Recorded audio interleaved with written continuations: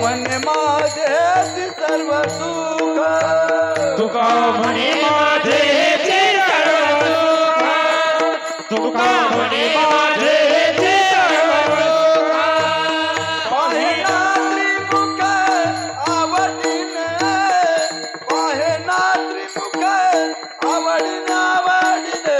तुळसी हार गळा कासे पितांबर, तुळसी हार गळा कासे पितांबर. हे पाहिना त्रिमुख आवडे, पाहिना त्रिमुख आवडे.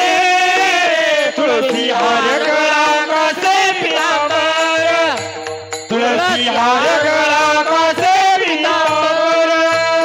आवडे निरंतर हेची ध्यान, आवडे निरंतर हेची ध्यान, ध्यान. तुळसी हार गळा कासे पितांबर, तुळसी हार गळा कासे पितांबर. आवडे निरंतर हेची ध्यान, आवडे निरंतर हेची ध्यान. तुळसी हार गळा कासे पितांबर, तुळसी हार गळा कासे पितांबर. गोपाल कुमार, विठोबार कुमार, गोपाल कुमार, विठोबार कुमार, गोपाल कुमार, विठोबार कुमार, गोपाल कुमार, विठोबार Kumar.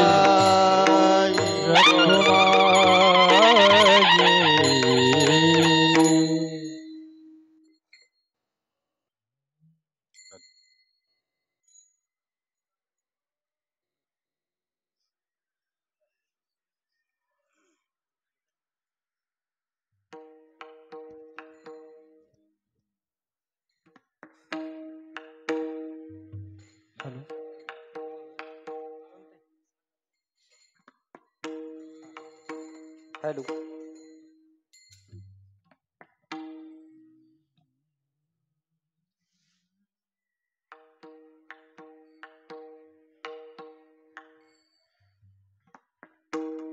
Hello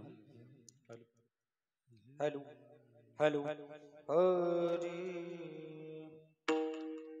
hello hello hello.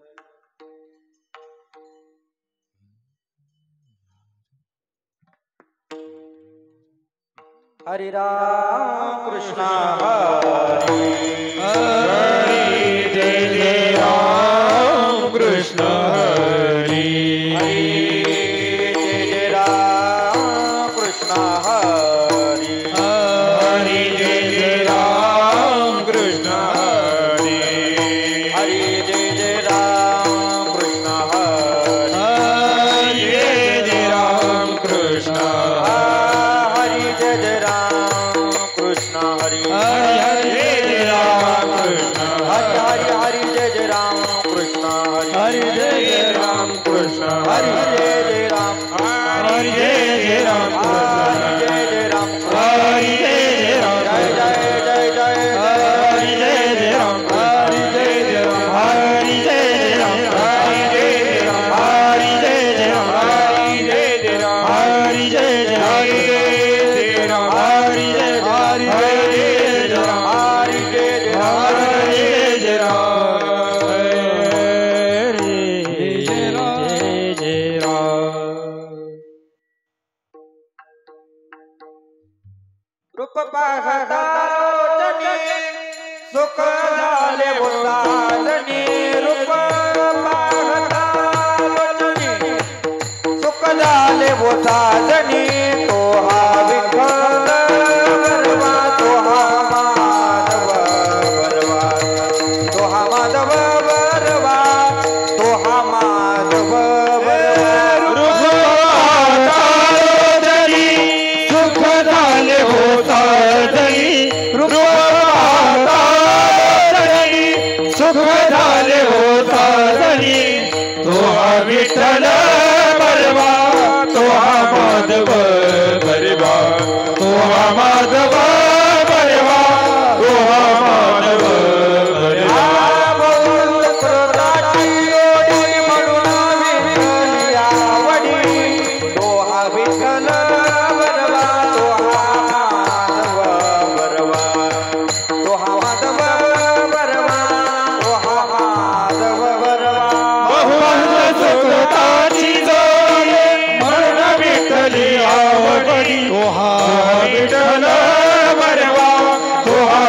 Madhav बरवा तो हा माधव बरवा तो हा माधव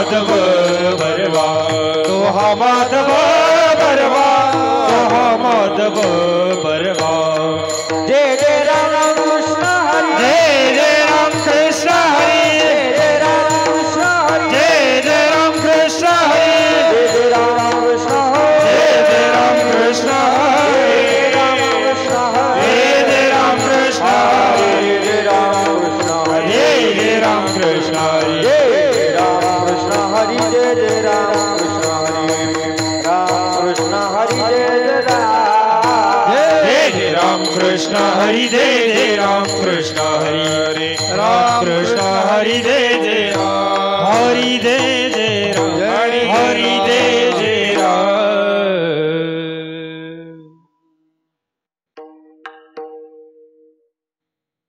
यासाठी केला होता अट्टाहास यासाठी केला होता अट्टाहास यासाठी केला होता अट्टाहास यासाठी केला होता अट्टाहास शेवटचा दिस गोड व्हावा शेवटचा दिस गोड व्हावा शेवटचा दिस गोड व्हावा यासाठी केला होता अट्टाहास यासाठी केला होता अट्टाहास यासाठी केला होता अट्टाहास यासाठी केला होता अट्टाहास शेवटचा दिस गोड व्हावा शेवटचा दिस गोड व्हावा शेवटचा दिस गोड व्हावा आता निश्चितीने पावलो विसावा आता निश्चितीने पावलो विसावा निश्चितीने पावलो विसावा आता निश्चितीने पावलो विसावा घंटलिया धावा कृष्ण दिया घंटलिया धावा कृष्ण दिया तुका वाटे झाली आवेदाची तुका वाटे झाली आवेदाची वाटे झाली राम मंगळाचे तया नाम मंगळाचे तया गुणे नाम मंगळाचे तया गुणे आता निश्चितीने पावलो विसावा पावलो बेसावा निश्चितीने पावलो विसावा कलिया धावा तृष्णेचिया कुंटलिया धावा तृष्णेचिया कुंटलिया धावा तृष्णेचिया तुका म्हणे मुक्ती परिणे नोवरे मुक्ती परिणे नोवरी मुक्ती परिणे नोवरे म्हणे मुक्ती परिणे नोवरी दिवस चारी खेळे आता दिवस जारी खेळी मेळी आता दिवस जारी खेळी मेळी आता निश्चितीने पावलो विसावा आता निश्चितीने पावलो विसावा निश्चितीने पावलो विसावा आता निश्चितीने पावलो विसावा कलिया धारा तृष्णेचिया कुंटलिया धावा तृष्णेचिया कुंटलिया धावा तृष्णेचिया विठोबार कुमारी विठोबार कुमारी विठोबार कुमारी जय जय डोबार कुमारी विठोबार कुमारी जय जय डोबार कुमारी विठोबार कुमारी विठोबार कुमारी विठोबार कुमारी विठोबार कुमारी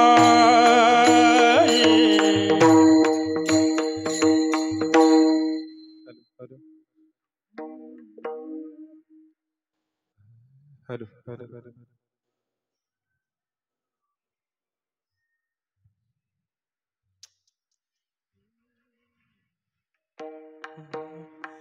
यादसाठी केला होता अट्टहास,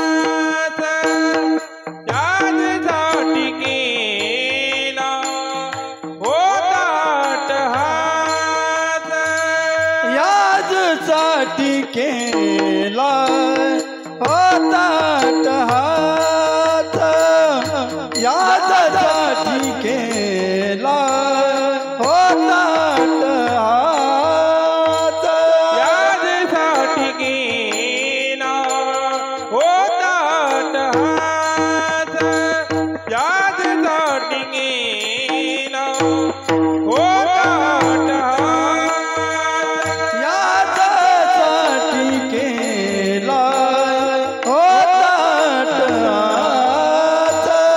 यादसाठी केला होता अट्टहास, शेवटचा दिस गोडे भाव, शेवटचा दिस गोडे भाव, हाताने चिठ्ठीने पावलो विसावा, हाताने चिठ्ठीने पावलो विसावा, शेवटचा दिस गोड भावा, शेवटचा दिस गोड भावा, हाताने संधीने पावलो विसावा, हाताने संधीने पावलो विसावा,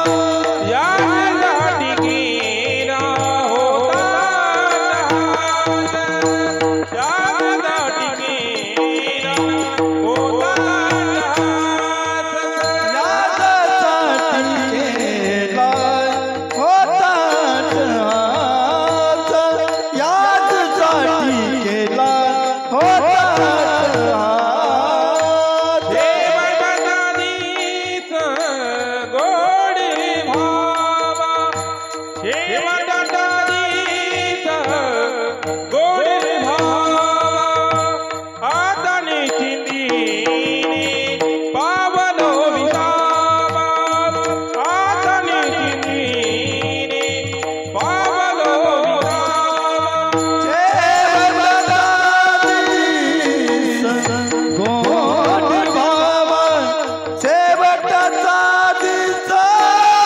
गोड भावा, हाताने संधीने पावलो विसावा, हाताने संधीने पावलो विसावा, कुंडलिया धामा तृष्णेची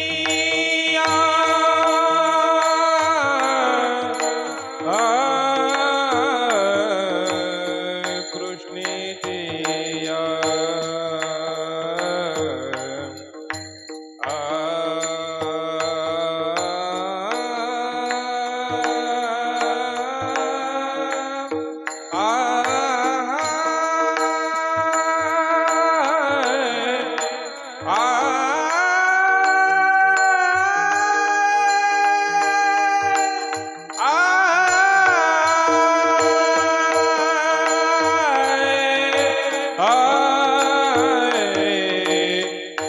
तृष्णेतिया कुंडलिया धावा,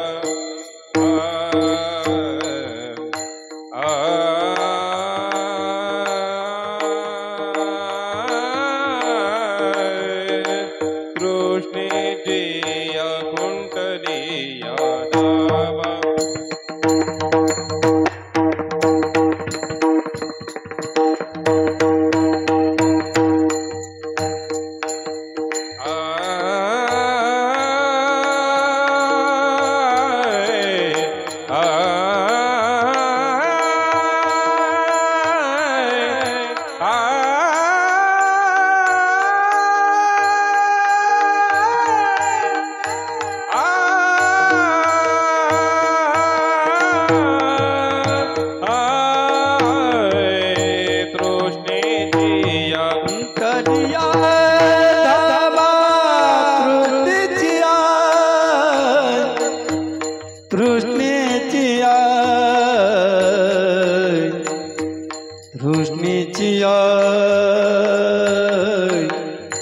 तृष्णेची याय तृष्णेची याय आजाय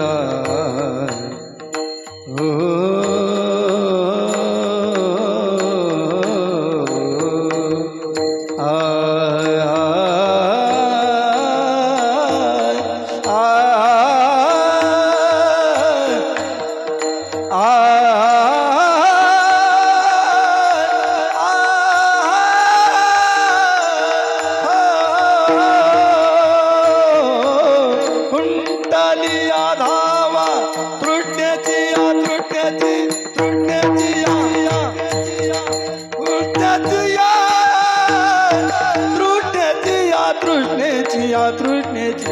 तृष्णेची कुंडली धावा तृष्णेची कुंडली धावा तृष्णेची हाताने चिंतीने पावलो विसावा हाताने चिंतीने पावलो विसावा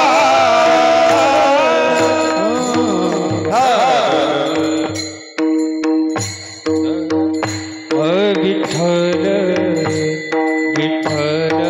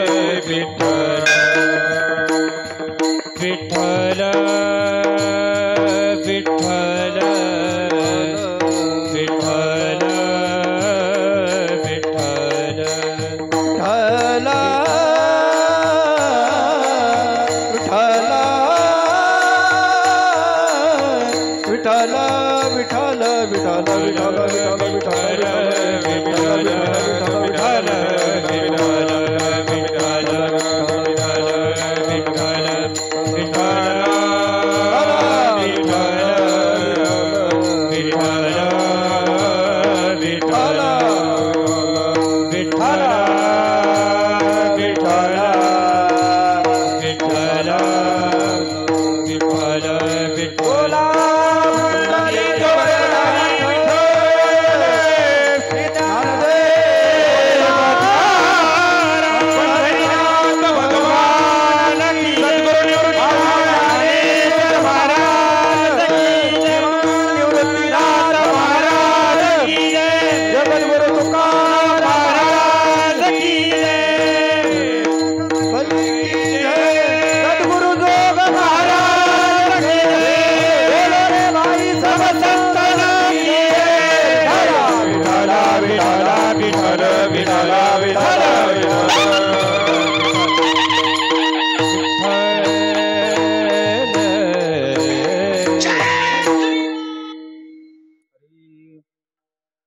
याजसाठी केला होता टहास याजसाठी केला होता टहास शेवटचा दिवस गोड व्हावा आता निश्चिंतने पावलो विसावा कुंटलिया धावा तृष्णेची या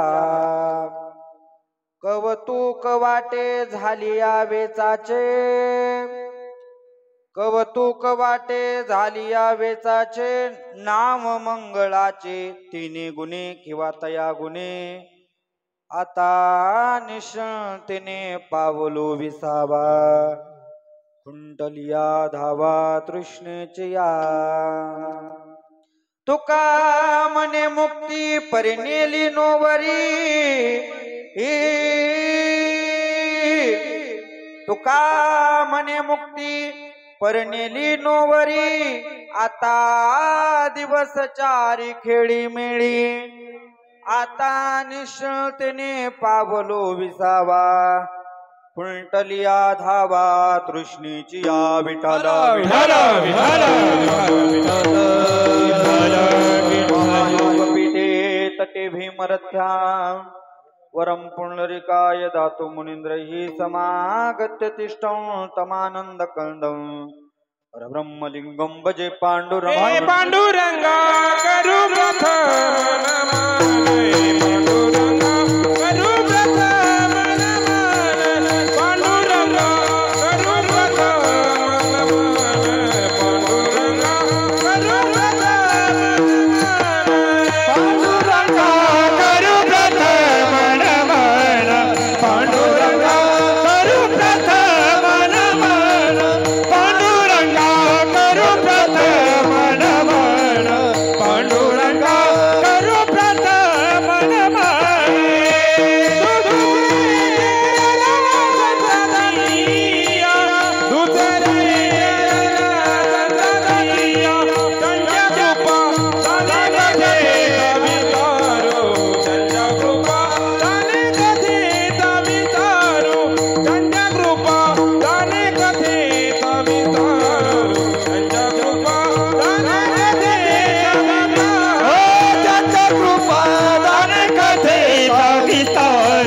त्यांच्या कृपा दाने कथेचा विस्तार त्यांच्या कृपा दाने कथेचा विस्तार त्यांच्या कृपा दाने कथेचा विस्तार पांडुरंगा करू प्रथम नमन दुसरे चरणा संतांची या त्यांच्या कृपादाने कथेचा विस्तारू बाबाजी सद्गुरु दास तुका कला वज्ञ जीवोद्धारार्थावतारं कलंकांक तेजोदिका मोदे वक्त्रं कला निशवादापनोदार दक्षं समाधिस्थ मृत्युं भजे ज्ञानदेवं ओम नमो ज्ञानेश्वरा करुणा करा दयाळा तुमचा अनुग्रह लादलो पावन झालो चराचरे नमो सद्गुरु तुकया ज्ञानदीपा नमो सद्गुरु सच्चिदानंद रूपा नमो सद्गुरु भक्त कल्याण मूर्ते नमो सद्गुरु भास्करा पूर्ण कीर्ती तुकाराम तुकाराम नाम घेता कापे अमधर्ण तुकोबा समर्थ जिने केला हा पुरुषार्थ लोकाभिराम रणरंक देरं राजीव नेत्रं रघुवंशनाथं कारुण्य रूपं करुणाकरतं श्रीरामचंद्रं शरणं प्रपद्ये शरण शरण हनुमंता तुमालो रामदूता काय भक्तीच्या त्या वाटा मज दावाव्या सुभटा संपाद ज्ञानंच विदाय भक्तिं विलोकितो येन समाधिराजः वैराग्यवन्तं सुविचारयुक्तं नमामि जोगं शिरसा गुरुन्तमस्तक हे पायावरी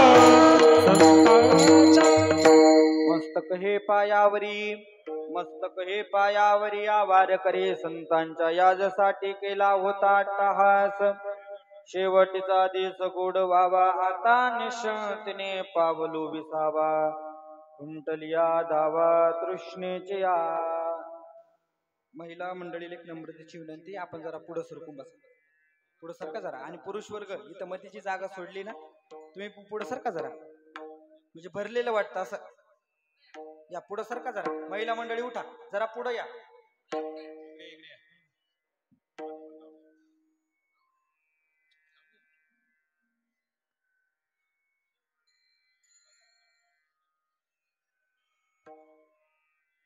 विठ्ठल विठ्ठल विठ्ठल विठ्ठल विठ्ठल बोला हरी ज्ञान रे भगवान की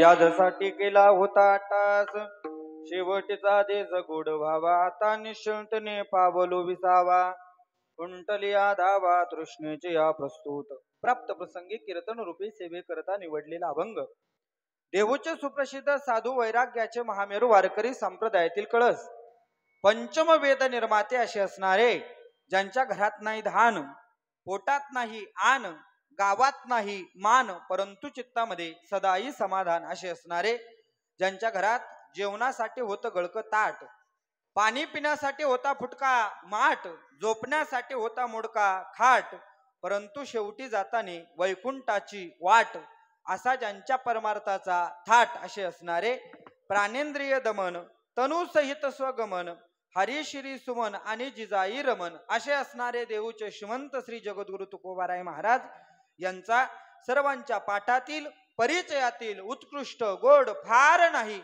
पण 4 चरणाचा अभंग आजच्या सेवेसाठी निवडला विठ्ठला आजच्या अभंगातून श्रीमंत श्री जगद्गुरु तुकोबाराय तुम्हाला आम्हाला सांगतात मी माझ्या जीवनाचा शेवट गोड होण्याकरता मी माझ्या जीवनामध्ये काय काय अशा प्रकारचे प्रयत्न केले आता माझ्या जीवनाचा शेवट गोड झाला आणि गोड झाल्यानंतर माझ्या जीवनाची आत्ताची असणारी अवस्था आत्ताची असणारी परिस्थिती महाराज आजच्या अभंगात वर्णन करतात विठाला आवाज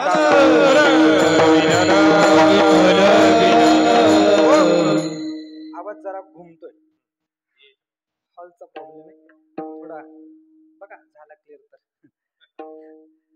हॉल मध्ये होत तसं जाऊ द्या हॅलो ओके सेवेला सुरुवात करण्यापूर्वी 2 शब्दाचा अल्पसा परिहार द्यायचा तो म्हणजे असा प्रभू रामचंद्रांच्या पदस्पर्शानं पुनीत पावन झालेली भूमी गोदावरी मातेच्या उगमानं तसेच श्रीमन निवृत्तीनाथ महाराजांच्या समाधीनं त्याचबरोबर त्र्यंबक राजांच्या वास्तव्यानं पुनीत पावन झालेला जिल्हा परमार्थाचा आशिक जिल्हा म्हणजे नाशिक जिल्हा आणि या नाशिक जिल्ह्यामध्ये अनेक तालुके त्यापैकी असणारा आपला सिन्नर तालुका या सिन्नर तालुक्यामध्ये असणारं आपलं हे छोटस गाव श्री क्षेत्र माळवाडी या माळवाडी गावामध्ये अनेक परिवार गुण्या गोविंदाने आनंदाने एकत्रित नांदतात त्यापैकी असणारा हा कराड परिवार आणि या कराड परिवारातील गेल्या 1 वर्षापूर्वी ज्यांचं अत्यंत दुःखद निधन झालं ते कैलासवासी योगेश सदाशिव कराड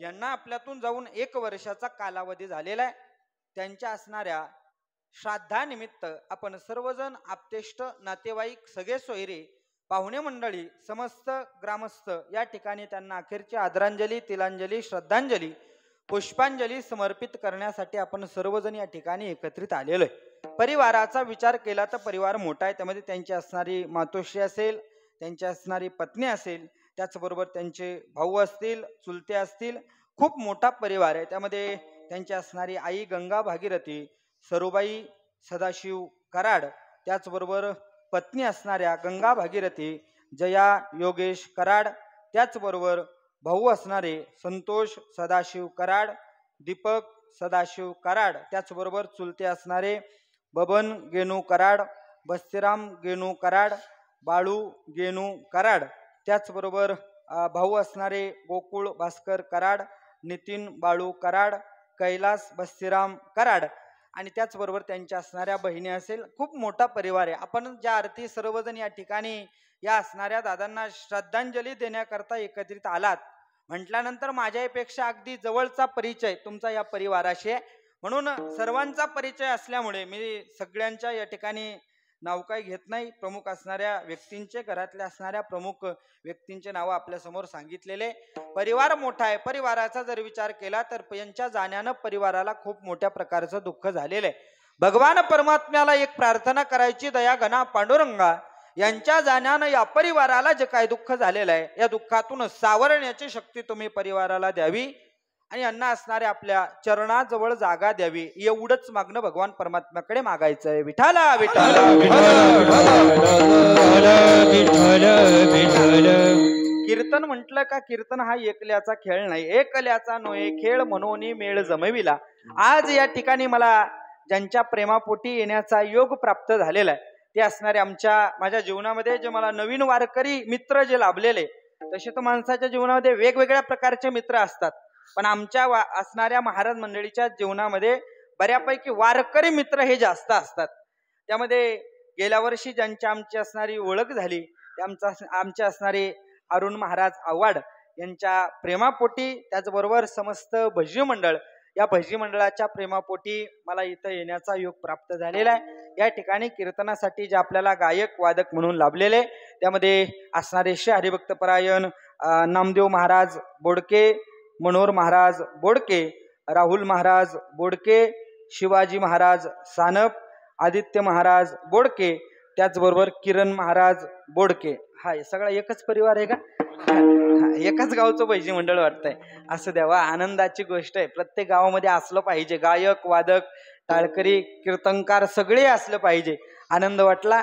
सगळे या ठिकाणी साथीसाठी उपस्थित आहे. माझा आवाज तुमच्यापर्यंत छोटा आवाज मोठा करून पाठवण्याचं जे कार्य करताय, अतिशय गोड साऊंड सिस्टीम आमचे सागर साऊंड गोंदे या ठिकाणी असणारे जे साऊंड सिस्टीम आहे, दादांचे आभार. दादांनाही द्यावे तेवढे धन्यवाद थोडे. त्याचबरोबर असणारं गावचं भजी मंडळ या ठिकाणी टाळ घेऊन उभे, त्यांनाही द्यावे तेवढे धन्यवाद थोडे. त्याचबरोबर आमचे असणारे साबळे बाबा सुद्धा या ठिकाणी उभे, विनेकरी बाबा चोपदार, सगळ्यांच्याही चरणावरती एकदा नतमस्तक होतो, सगळ्यांनाही धन्यवाद देतो. आणि सेवेला काय करतो? सेवेला की सेवक झालो, सेवक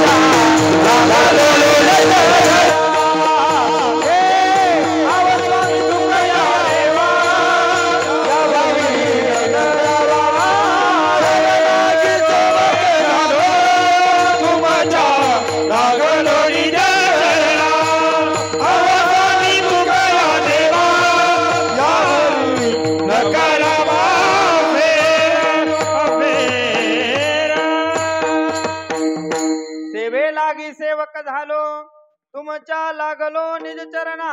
अहो स्वामी तुकया देवा यावरी न करावा अभेरो. ऐका, जो अभंग सेवेसाठी निवडलाय तो श्रीमंत श्री जगद्गुरु तुकोबाराय महाराजांचा आहे.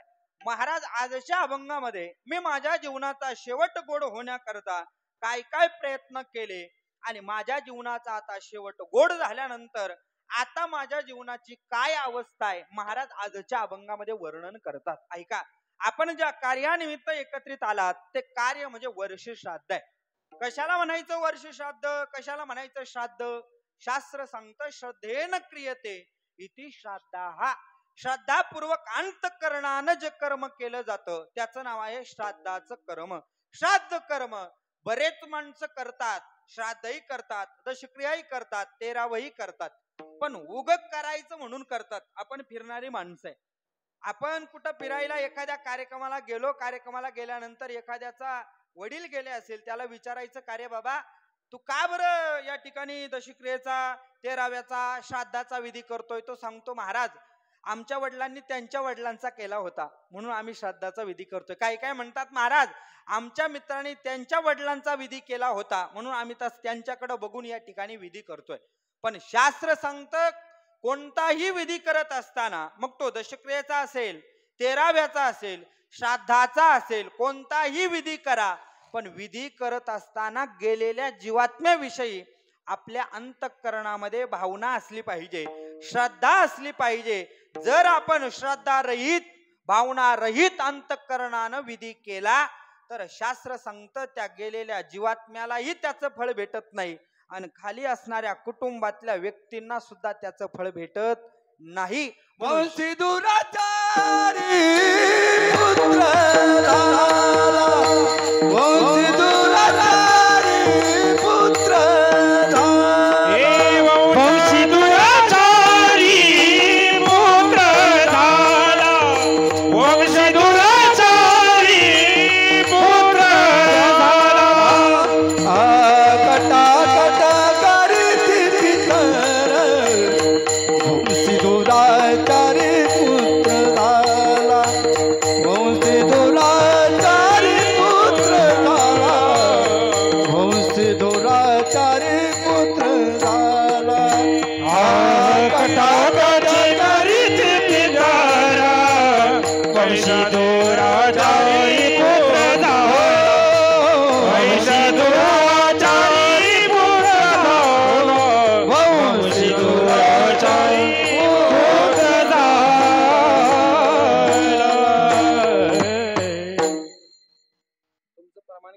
2 मिनिटांनंतर. मला ते प्रमाण अपेक्षित आहे, पण घेतो मी पुढे.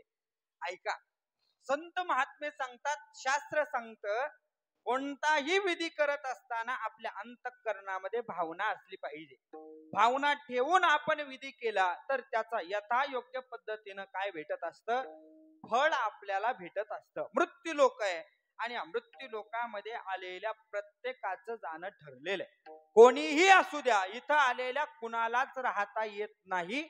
आमच्या संतांची भाषा आहे. कबीर महाराज सांगतात, आएगा सो जाएगा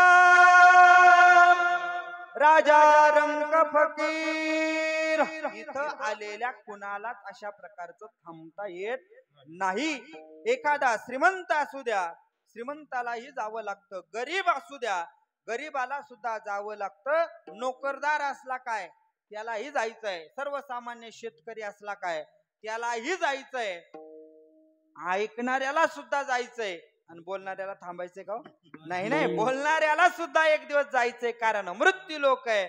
इथं ज्याचा ज्याचा जन्म झालेला आहे त्याचा त्याचा मृत्यू हा ठरलेला आहे. आपण सहज बोलून जातो. ज्याचं बारसं झालंय त्याची एक दिवस काय ठरलेली आहे, तेरवी ठरलेली आहे. जो खाटेवरती आलाय त्याला एक दिवस ताटेवरती जायचंय. जाणं प्रत्येकाचं ठरलंय. मी सांगत नाही, भगवान परमात्मा गीतेमध्ये सांगतात, जातस्य हि ध्रुव मृत्यूर ध्रुवम जन्म मृतस्य च तस्मात् परिहार्यर्थे नत्वम सोचितु मरसी. ज्ञानोबराय भाष्य करतात, उपजेते नाशे नाशिले ते पुनरपी दिसे, हे घटिका यंत्र जैसे परिभ्रमेगा. इथं ज्याचा जन्म झालाय त्याचा मृत्यू ठरलेला आहे. ज्याचा मृत्यू झाला त्याला सुद्धा पुनर्जन्म ठरलेला आहे. ज्याचा जन्म झालेला आहे त्याचा मृत्यू ठरलेला आहे. म्हणून या नियमाला अनुसरून या असणारे योगेशजी कराड आपल्यातून 1 वर्षापूर्वी गेलेले. माझा विषय हा चालला होता, कोणताही विधी करत असताना अंतःकरणामध्ये त्या विधीविषयी आपल्या अंतःकरणामध्ये श्रद्धा असली पाहिजे. श्रद्धा रहित अंतःकरणानं जर आपण विधी केला तर त्याचं यथायोग्य पद्धतीनं आपल्याला फळ भेटत नाही. पण ऐका, याही पुढे शास्त्र सांगतं. शास्त्र बोलताना शास्त्र सांगतं, मनुष्य गेल्यानंतर त्याचं श्राद्ध हे 1 वर्षानच केलं पाहिजे. काही काही लोक काय करतात, घरामध्ये कसला कार्यक्रम असला का 5.5 महिन्यात सगळा काही विधी उरकून टाकतात. पण शास्त्राला 5.5 महिन्याचा विधी मान्य नाहीये. शास्त्र सांगतं 1 वर्षानेच श्राद्ध करायचं असतं. मरणोत्तर 3 प्रकारचे विधी शास्त्रानं सांगितलेले. पहिला 10व्याचा विधी आहे, दुसरा 13व्याचा विधी आहे आणि तिसरा श्राद्धाचा विधी आहे. 10वा मनुष्य गेल्यानंतर 10 दिवसानं करतात, 13वं 13 दिवसाने करतात आणि श्राद्ध हे 1 वर्षानच करायचं असतं. 5.5 महिने शास्त्राला मान्य नाहीये. का बरं 1 वर्षानं श्राद्ध करायचं असतं? तर ऐका, त्या गरुड पुराणामध्ये असं वर्णन आलेलं आहे, एकदा का मनुष्य गेला, ह्या लोकातून त्याचा या शरीरातून एकदा जीव बाहेर पडला. बाहेर पडल्यानंतर त्याला यमाचे दूत उचलतात आणि दूत उचलून त्या असणाऱ्या यम दरबारामध्ये नेतात. तिथं नेल्यानंतर त्यानं आयुष्यभर केलेलं चांगलं कर्म, वाईट कर्म याचा सगळा हिशोब, लेखाजोखा तिथं त्या ठिकाणी यमाच्या दरबारामध्ये दाखवला जातो. तुम्ही हसाल महाराज, अहो आमच्या जीवनामध्ये आम्ही जेवढं काही चांगलं कर्म केलेलं आहे अख्ख्या जगाला ओरडून सांगितलंय, पण आमच्या जीवनामध्ये आम्ही वाईट जे कर्म केलेले ते कुणालाच माहिती नाही. मग इथं आम्ही वाईट कर्म केले जर कुणाला माहिती नसेल तर त्या यमाच्या दरबारामध्ये गेल्यानंतर यमाला कळणार तरी कसं? पण ऐका, ज्या वेळेस तुमचा आमचा जन्म होतो त्यावेळेस यमानं 2 वकील तुमच्या आमच्या सोबत ठेवलेले. त्या वकिलांचं नाव आहे, एकाचं चित्र आणि दुसरा गुप्त. दोन्ही खांद्यांवरती तो बसलेला असतो. चित्रगुप्त नावाचा वकील काय करतात, तिथं आपण आयुष्यभर केलेलं चांगलं कर्म, वाईट कर्म दाखवलं जातं. आपण पण लोकांचा एक नियम आहे, लोक काय करतात, तुम्ही आम्ही त्यामध्ये तुम्ही असाल मी असाल आपण सर्वजण, आपण चांगलं कर्म केलं का आख्यांना सांगतो, ओरडून सांगतो, आम्ही पंढरपूरची वारी केली, त्र्यंबकेश्वरची वारी केली, अख्ख्या जगाला ओरडून सांगतो. बर, पण गरीब बाबाचा बांध कोरला हे कोणाला सांगत नाही आपण. वस्तुस्थिती महाराज, कीर्तनाला गेलो, सप्ताहाला गेलो, अख्ख्या जगाला ओरडून सांगतो. 50 रुपयाची पावती फाडली, अख्ख्या जगाला ओरडून सांगतो. पण आपली जुनी चप्पल तिथं काढून दुसऱ्याची नवी चप्पल घालून आलो हे आपण कोणाला सांगत नाही. चांगलं कर्म केलं का आपण सगळ्यांना सांगतो, वाईट कर्म कोणाला सांगत नाही. पण त्या यमाच्या दरबारामध्ये सगळ्या कर्माचा लेखाजोखा होतो महाराज. 24 तास यमाच्या दरबारामध्ये तुमचं आमचं शरीर असतं. हे जे शरीर आहे याला स्थूल शरीर म्हटलेलं आहे. इथून यातून आत्मा बाहेर निघाला की तो सूक्ष्म शरीर धारण करतो. तो अंगठ्या एवढं शरीर आहे. त्या अंगठ्या एवढं शरीर घेऊन 24 तास यमाच्या दरबारामध्ये राहतो. पुन्हा 24 तास झाले का तो खाली येतो तो जीवात्मा आणि तुमच्या आमच्यामध्ये राहतो. किती दिवस? 13 दिवस. 13 दिवस झाले का मग त्याची पुढची त्याला गती प्राप्त होते. 13 दिवस तो तुमच्या आमच्यामध्ये राहतो. एकतर त्याचे राहण्याचे ठिकाण सांगितलेले. आपल्याकडे ते मडकं फोडताना एक दगड वापरतात, त्याला काय म्हणतात? आश्मा. त्याला गरुड पुराणामध्ये आश्मा म्हटलेलं आहे. काही ठिकाणी त्याला जीव खडा म्हटलं जातं. वेगवेगळ्या भागामध्ये गेलं का वेगवेगळे नाव आहे. त्या जीव खड्यावरती किंवा आश्म्यावरती तो सूक्ष्म असणारा जीवात्मा 13 दिवस वास्तव्य करतो. एक तर जीव खड्यावर राहतो, नाहीतर आपल्या घराला असतं. आपल्या घरामध्ये जुन्या काळचे जे घरं असतील, कौलाचे घर, त्या घराच्या वरती एक लाकूड असतं. त्याला काय म्हणायचं आपण? काय म्हणायचे? माझी भाषा समजते तुम्हाला? तुम्ही काय नाराज वगैरे नाही ना? काय नाराज? काय बोलत जा, मोकळं मोकळं बोलत जा. काय होतं कीर्तनामध्ये, मी बोलल्यानंतर तुम्हाला काही विचारल्यानंतर तुम्ही सांगितलं पाहिजे. कारण तुम्ही जर सांगितलं नाही तर मला असं वाटतं तुम्हाला समजत नाही. तुम्ही काही नाराज वगैरे असेल तर तसं सांगा मला. नाराज वगैरे नाही ना? बोललं पाहिजे. ऐका, जुन्या काळातले जे घर आहे त्या घरांना एक लाकूड, लांब लाकूड असतं. अलीकडच्या भिंतीकडून पलीकडच्या भिंतीपर्यंत. त्याला आपण काय म्हणायचो बाबा? आड म्हणायचो. आड. तो जीवात्मा एक तर जीव खड्यावरती असतो, नाहीतर त्या आड्यावरती वास्तव्य करतो. 13 दिवस तो जीवात्मा तुमच्या आमच्यामध्ये राहतो. आता 13 दिवस झालं, 13वं झालं का त्या जीवात्म्याची इथून यमलोकापर्यंत त्याला जायचंय. पण जात असताना वेगवेगळ्या प्रकारचे नगर लागतात, वेगवेगळ्या प्रकारच्या नद्या त्या जीवात्म्याला लागत असतात. आता जीव चालत चालत, तो जीवात्मा चालत चालत एका नदीच्या काठावर पोहोचलेला आहे. त्या नदीच्या काठावरती पोचण्याकरता त्याला 48 दिवस लागतात. किती दिवस? 48. आता पहिले 13 आणि हे 48 किती झाले? साबळे बाबा हे काय बोलते नाही, जातो मी. जाऊ द्या, आम्ही इंग्लिश मध्ये नाही कीर्तन करत, मराठीतच कीर्तन करतोय. पहिले 13 दिवस. आता त्या नदीपर्यंत तो जीवात्मा पोहोचलेला आहे. त्या नदीपर्यंत पोहोचण्याकरता त्या जीवात्म्याला 48 दिवस लागलेले. पहिले 13 आणि हे 48 किती झाले? 61 दिवस झालेले. आता ती नदी, त्या नदीचं नाव आहे वैतरणा नावाची नदी. वैतरणी नदी आहे, ती पार करायची. आपल्याकडे नद्या असतात, आपल्या नद्यांना पाणी आहे, पण त्या नदीमध्ये पाणी नाहीये. मग त्या नदीमधून वाहतय पू असेल, रक्त असेल, मांस असेल, कुर्मी कीटक त्या नदीमधून वाहत आहे. ती नदी आपल्याला पार करायची. ती नदी आपल्याच्यानं पार, आपलं एकट्याच्यानं पार होणं शक्य नाहीये. ती जर नदी आपल्याला पार करायची असेल तर आपल्याला एक कामधेनू नावाच्या गायीचं सहकार्य घ्यावं लागतं. त्या कामधेनू नावाच्या गायीच्या आपण शेपटीला धरायचं आणि ती नदी अलीकडच्या काठावरून पलीकडच्या काठावर जायचं. पण ती कामधेनू नावाची गाय कुणालाही अलीकडच्या काठावरून पलीकडच्या काठावर नेत नाही. त्यांनाच नेते, त्यांनाच मदत करते जे जिवंत असताना त्यांनी जीवनामध्ये एकदा तरी गोदान केलेलं असावं. एकदा तरी कोणाला तरी गायदान केलेले असेल त्यालाच ती नदी काय, ती असणारी गाय मदत करते. आता त्या गायीच्या शेपटीला आपण धरलेलं आहे, अलीकडच्या काठावरून पलीकडच्या काठावर गेलेलो आहे. नदी काय अर्ध्या मिनिटात आणि 1 मिनिटात पार होत नाही. त्या नदी पार होण्यासाठी आपल्याला 39 दिवस लागतात. किती किती? 39. पहिले 13, त्याच्यानंतर 48, दोन्ही मिळते की झाले 61. आणि आता त्या 61 मध्ये हे 39 मिळवा, किती झाले? 100. आता अलीकडच्या काठावरून नदी पार केलेली आहे. आता त्या जीवात्म्याला यमलोकापर्यंत पोहोचायचंय. पोहोचत असताना त्याला त्या यमाच्या दरबारामध्ये पोहोचण्याकरता 265 दिवस लागतात. किती? नदीपासून यम दरबारामध्ये पोहोचण्याकरता 265 दिवस लागतात. पहिले 100 आणि हे 265 किती झाले? 365. आपलं वर्ष असतं किती दिवसाचं?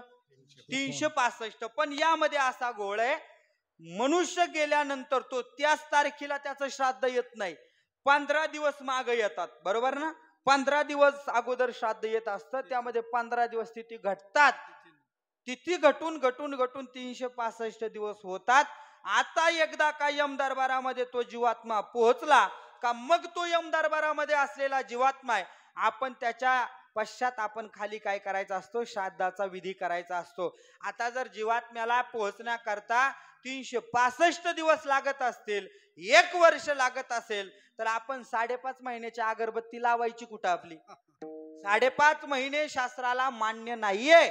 शास्त्र सांगतं जीव गेल्यानंतर त्याच्या पश्चात 1 वर्षानच काय केला पाहिजे, श्राद्धाचा विधी केला पाहिजे. काही लोक काय करतात, एकदा 10वं झालं 13वं झालं का तो फोटो गुंडाळतात आणि कुठंतरी एका कोपऱ्यात नेऊन टाकतात. पण शास्त्र सांगतं जीव गेल्यानंतर त्या जीवात्म्याच्या पश्चात मासिक श्राद्ध केलं पाहिजे. आता हे जे आहे वार्षिक श्राद्ध आहे, पण शास्त्र सांगतं प्रत्येक महिन्याला काय घातले पाहिजे, मासिक श्राद्ध. आपण त्याला महिने म्हणतो, काही लोक महिने घालत नाही, पण शास्त्र सांगतं महिने घातले पाहिजे. का बरं महिने घालायचे, तर तो जीवात्मा जो आहे त्याचा प्रवास चालू झाल्यानंतर त्याला चालत चालत जावं लागतं. मग चालत जात असताना आपण थोडं काम केलं का आपल्यालाही भूक लागते बाबा. तसा तो जीव चाललाय, त्या जीवात्म्याला चालता चालता त्यालाही भूक लागते. पण त्याला भूक लागल्यानंतर त्याला दररोज त्या ठिकाणी अन्न दिलं जात नाही. त्याला महिन्यातून 1च दिवस अन्न दिलं जातं. कधी? ज्या दिवशी त्याचा महिना असेल त्याच दिवशी. पण त्यांनाच अन्न दिलं जातं ज्यांचे खाली महिने घालतायत त्यांना. ज्यांचे वर खाली महिने घालत नाही त्यांना त्या ठिकाणी काय दिलं जात नाही, अन्न दिलं जात नाही. म्हणून शास्त्र सांगतं जीव गेल्यानंतर त्याच्या पश्चाताचं मासिक श्राद्ध केलं पाहिजे, वार्षिक श्राद्ध केलं पाहिजे. काही लोक म्हणतील महाराज आता तर जीव निघून गेलाय, कशाला करायचं 10वन, कशाला करायचं 13वन, कशाला करायचं श्राद्ध. असे काही लोक आहे समाजामध्ये. बापाला न मानणारे लोक आहे. ते म्हणतात गेला आता काय त्याचं काही शिल्लक राहिलं. पण असं नाही महाराज, केलं पाहिजे, सगळा विधी केला पाहिजे. तुम्ही म्हणाल महाराज आम्ही जर आमच्या पितरांच्या संबंधानं यथायोग्य पद्धतीनं त्यांचं दशक्रिया असेल, 13वा असेल, श्राद्ध असेल, आम्ही जर यथायोग्य पद्धतीनं आम्हाला केलं तर आम्हाला काय फळ भेटल हो. आमचे गुरुवर्य वैकुंठवासी विठ्ठल बुवा घुले बाबा सांगायचे, बुवा जीव गेल्यानंतर आपल्यातून जीवात्मा गेल्याच्या नंतर त्याच्या पश्चात तुम्ही विधी करा अथवा करू नका, त्या जीवात्म्याचं काही बिघडत नाही. जीव गेल्यानंतर त्या जीवात्म्याच्या पश्चात तुम्ही विधी करा अथवा करू नका, त्या जीवात्म्याचं बिघडत नाही. पण आपलं बिघडल्याशिवाय राहत नाही. म्हणून आपलं बिघडू नये असं वाटत असेल तर गेलेल्या जीवात्म्याच्या पश्चात यथायोग्य पद्धतीनं विधी केला पाहिजे. विठाला ऐका, जर गेलेल्या जीवात्म्याच्या पश्चात आपण यथायोग्य पद्धतीनं विधी केला तर आपल्या जीवनामध्ये एक फायदा होतो. आणि जर गेलेल्या जीवात्म्याच्या पश्चात आपण यथायोग्य पद्धतीनं विधी केला नाही तर आपल्या जीवनामध्ये एक तोटा होतो. फायदा सांगू का तोटा सांगू? फायदा सांगू पहिल्यांदा. बरं ऐका, शास्त्र सांगतं गेलेल्या जीवात्म्याच्या पश्चात तुम्ही जर यथायोग्य पद्धतीनं विधी केला तर ते असणारे पितर, गेलेले पितर तुम्हाला आशीर्वाद देतात. तुका म्हणे पितृ आशीर्वाद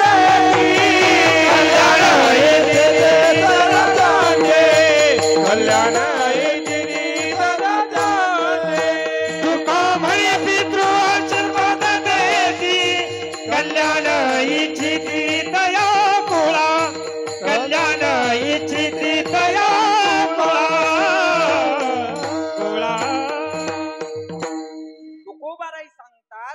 तुम्ही जर त्यांचा विधी यथायोग्य पद्धतीनं केला तर ते पितर आपल्याला आशीर्वाद देतात. तुका म्हणे पितृ आशीर्वाद देती, कल्याण इच्छिती त्यांचे सदा.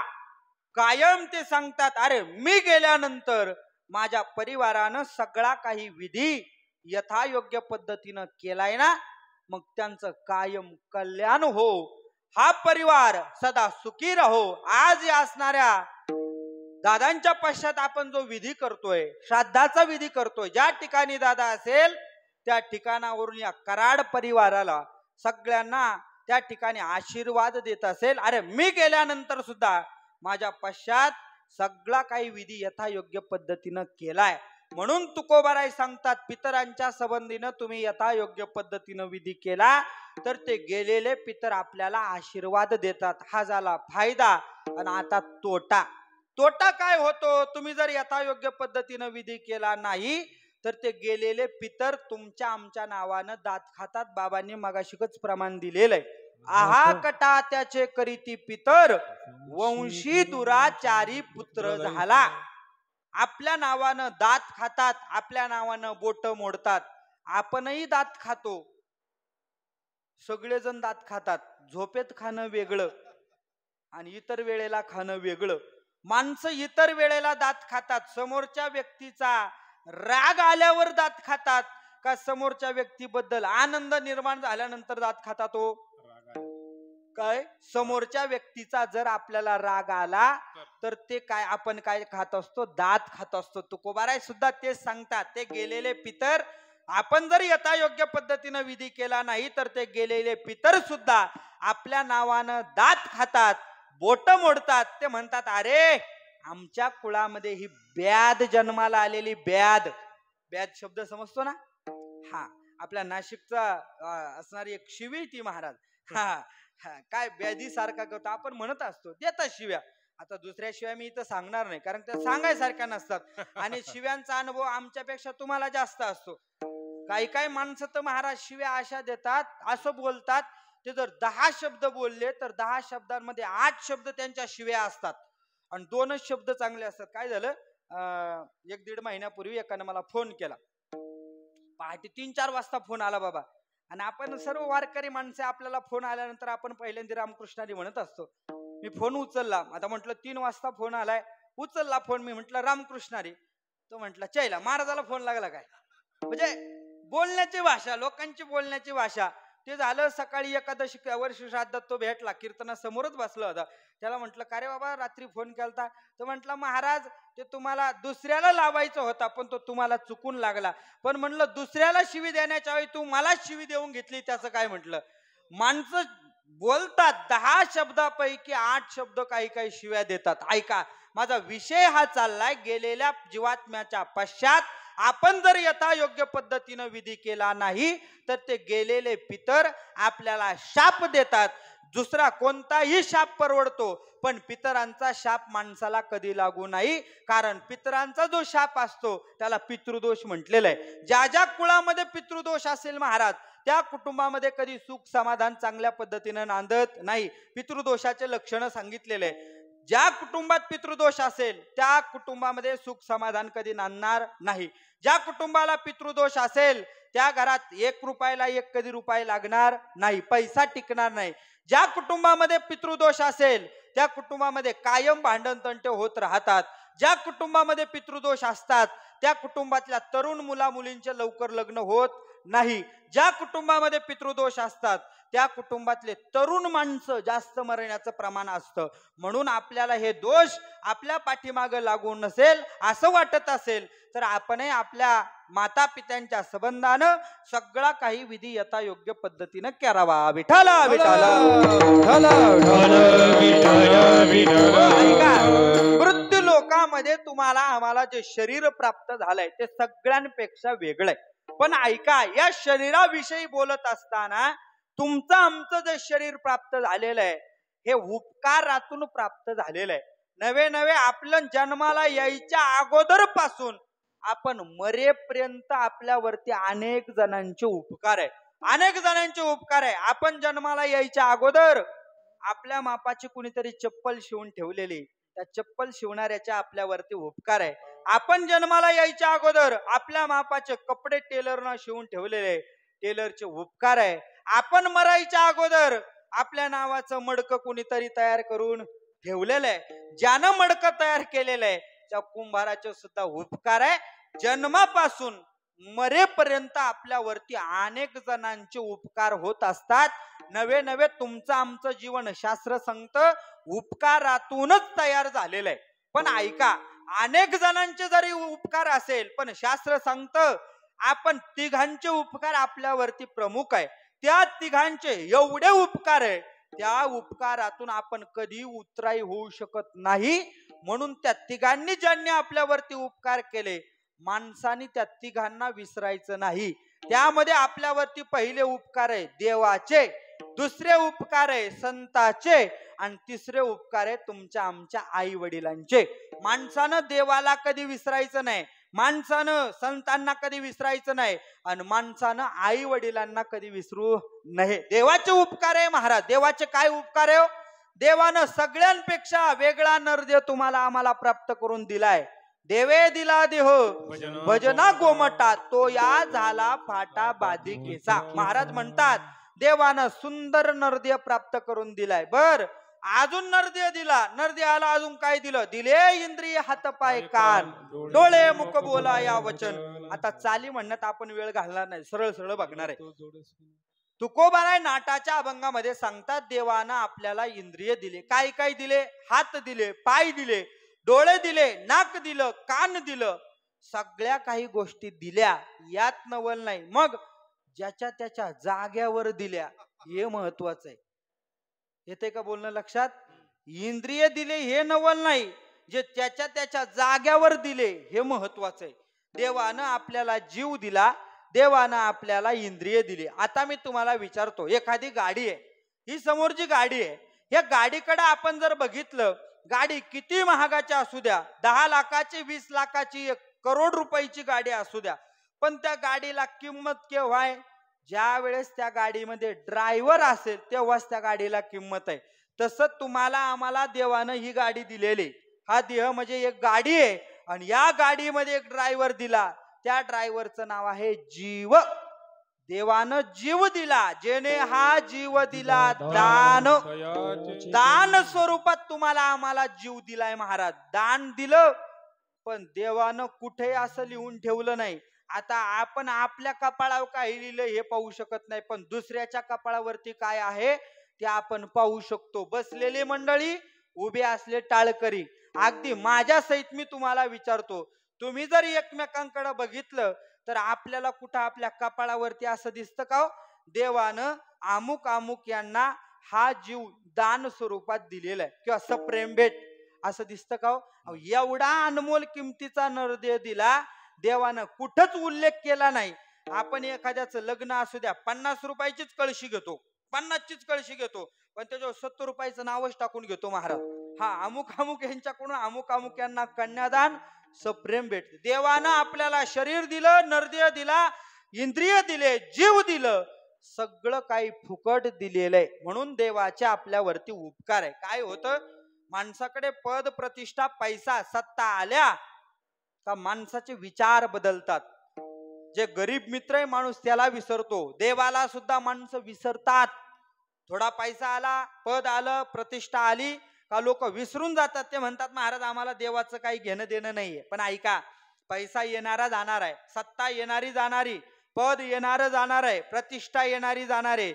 आज जे पद आहे ते उद्या असेलच असं सांगता येत नाही. त्यामुळे माणसानं अहंकार रहित आपलं जीवन जगलं पाहिजे. पैसा आला का लोक म्हणतात महाराज आम्हाला देव मान्यच नाहीये, देवाचं आम्हाला काही घेणं देणं नाही, देवाला आम्ही मानत नाही. नको मानू, ज्याच्या त्याच्या मानण्याचा प्रश्न आहे. कुणी माना अगर नका मानू, ज्याच्या त्याच्या मान्यतेचा प्रश्न आहे. ज्याला मान्य असेल त्यांनाही धन्यवाद, आणि ज्यांना देव मान्य नसेल त्यांना डबल धन्यवाद. नका मानू, ज्याच्या त्याचा प्रश्न आहे. मी आपल्याला विचारतो, आपण ते घुबड प्राणी पाहिले का? घुबड बघितलंय का? घुबड प्राणी तो छोटा असतो, तो बघितलाय ना? ते दिवसा 12 वाजता फिरतं, इकडून इकडं इकडून इकडं, बरोबर ना? मग घुबड कधी फिरतं? कधी फिरतं? रात्रीचं फिरतं. काय झालं बाबा, अनेक घुबड एकत्र आले, प्रत्येक गावचे प्रमुख घुबड एकत्र आले, आणि एकत्र आल्यानंतर त्यांची चर्चा रंगली. त्यांनी रात्री 12ला मीटिंग घेतली, आणि मीटिंग मध्ये विषय ठेवला, या जगामध्ये देव किंवा सूर्य नाहीये. आता बरेच घुबड अशी येतात, बरेच, आणि बऱ्याच घुबडांच्या मीटिंग ह्या रात्रीच होत असतात. मी त्या प्राण्यांचं बोलतोय बरं का, दुसरं कुठं नेऊ नका. ते घुबड एकत्र आले, आणि एकत्र आल्यानंतर त्यांनी मीटिंग मध्ये असा विषय घेतला, या जगामध्ये सूर्यच नाहीये. इथून आपली मीटिंग सुटल्यानंतर आपल्या प्रत्येकाकडे मोठा मोबाईल आहे, मोबाईलच्या व्हॉट्सअपला, इंस्टाला, फेसबुकला, ट्विटरला, स्नॅपचॅटला सगळीकडं एकच मेसेज टाकायचा, सगळ्या पाहुण्यांना सांगायचं या जगामध्ये सूर्य नाहीये. सगळीकडे झालं महाराज, या जगामध्ये सूर्य नाही. सगळे गुबडं म्हणायला लागले या जगामध्ये सूर्य नाहीये. आता मी तुम्हाला विचारतो, घुबडांच्या मानण्यावरून किंवा न मानण्यावरून त्या सूर्याला काही फरक आहे का? काही फरक पडणार आहे का? नाही महाराज. तसं तुमच्या आमच्या मान्यतेवरून देवाला बिलकुल फरक पडत नाही. मी पुन्हा एकदा जे मानताय त्यांना धन्यवाद देतो आणि जे देवाला मानत नाही त्यांना डबल धन्यवाद देतो. का तर ऐका, ज्याच्या त्याचा मान्यतेचा विषय, कुणाला देव मान्य असेल कुणाला मान्य नसेल. ज्याला मान्य नसेल नको मानू, पण देवाला धन्यवाद एकदा तू दिले पाहिजे. का? तू देवाला मान अगर नको मानू, पण देवानं तुला मानलंय, यामुळे देवाचे आभार मानले पाहिजे दादा. का बरं? ज्या दिवशी देव तुम्हाला आम्हाला मानणार नाही ना, काय का, जोपर्यंत ज्या दिवशी देव तुम्हाला आम्हाला मानणार नाही ना, त्या दिवशी तुमचा आमचा मुक्काम आपल्या बंगल्यात नसेल, नदीला 4 पत्र्याच्या खोलीत असेल. हा, त्यामुळे आपल्याला देवाचं अस्तित्व मान्य करावं लागणार आहे. देवाचं अस्तित्व कालही होतं, देव कालही होता, देव आजही आहे आणि देव उद्या सुद्धा राहणार आहे.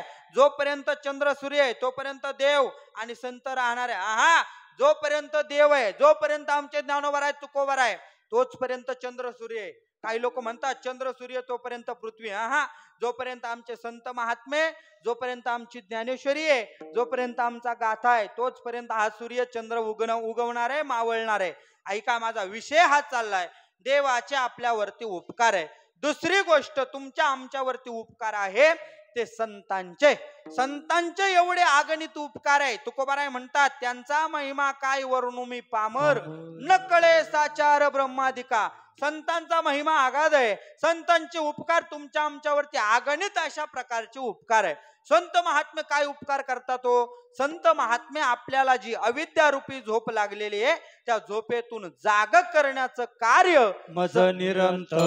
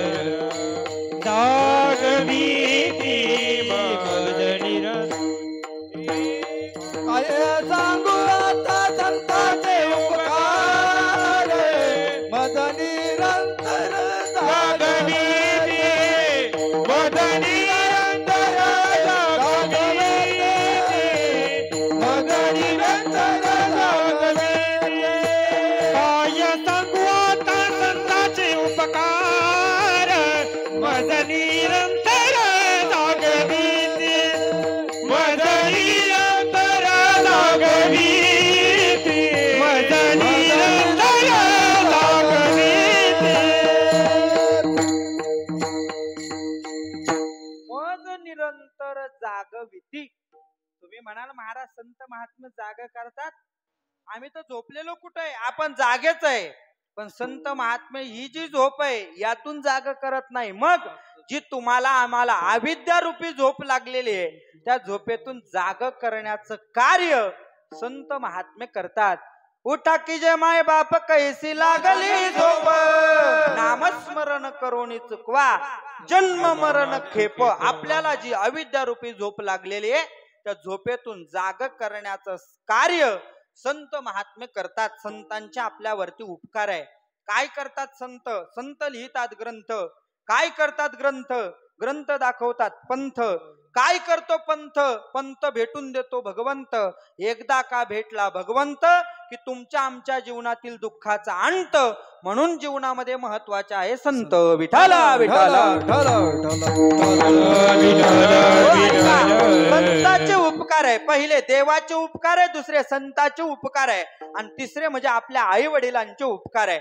किती उपकार आहे? शास्त्र सांगतं आपल्या शरीरावरती जे चामडं आहे, हे चामडं काढलं त्याचे जोडे जरी करून आपण आपल्या आई वडिलांना घालाय दिले तरी सुद्धा आपण आपल्या आई वडिलांच्या ऋणातून कधी उतराय होऊ शकत नाही.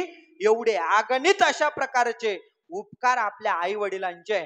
मग महाराज, आम्हाला जर उपकारातून उतराई व्हायचं असेल तर आम्ही काय केलं पाहिजे? संत महात्मे सांगतात, तुमचे आई वडील गेले म्हणजे कुठं सिन्नरला नाही, एकदा का त्यांनी या जीवातून ते बाहेर पडले जीवात्मा स्वरूपात, ते गेल्यानंतर त्यांचा सगळा विधी यथायोग्य पद्धतीनं करा. तुम्ही जर त्यांचा 10व्याचा विधी, 13व्याचा विधी, श्राद्धाचा विधी यथायोग्य पद्धतीनं केला तर आपण नाही उतराई होऊ शकत, पण फुल न फुलाची पाकळी म्हणून केलेला प्रयत्न म्हणजे जे श्राद्ध असतं महाराज.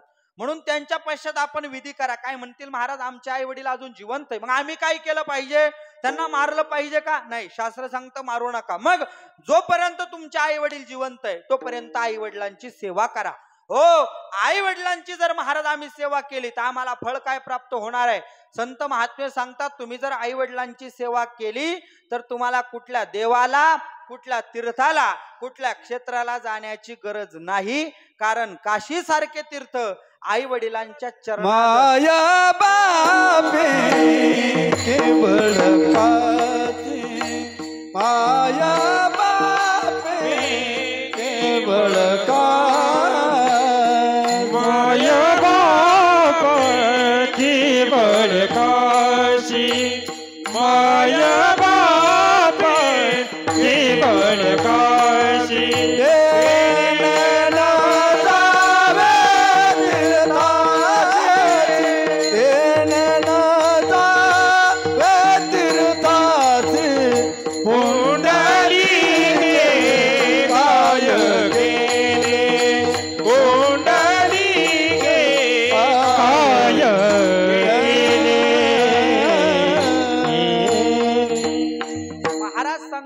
माय बाप केवळ काशी, तेने न जावे तीर्थाशी.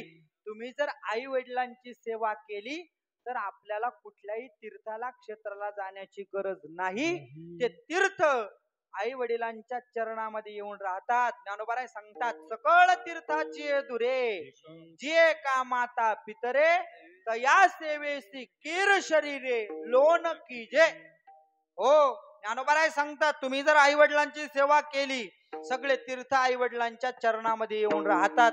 हेही सोडा, आई वडिलांच्या सेवेत एवढा पावर आहे महाराज, एवढी ताकद आहे. आपण जर आई वडिलांची सेवा केली ना तर जगाचा मालक आपल्या घरी आपल्याला भेट देण्याकरता येईल.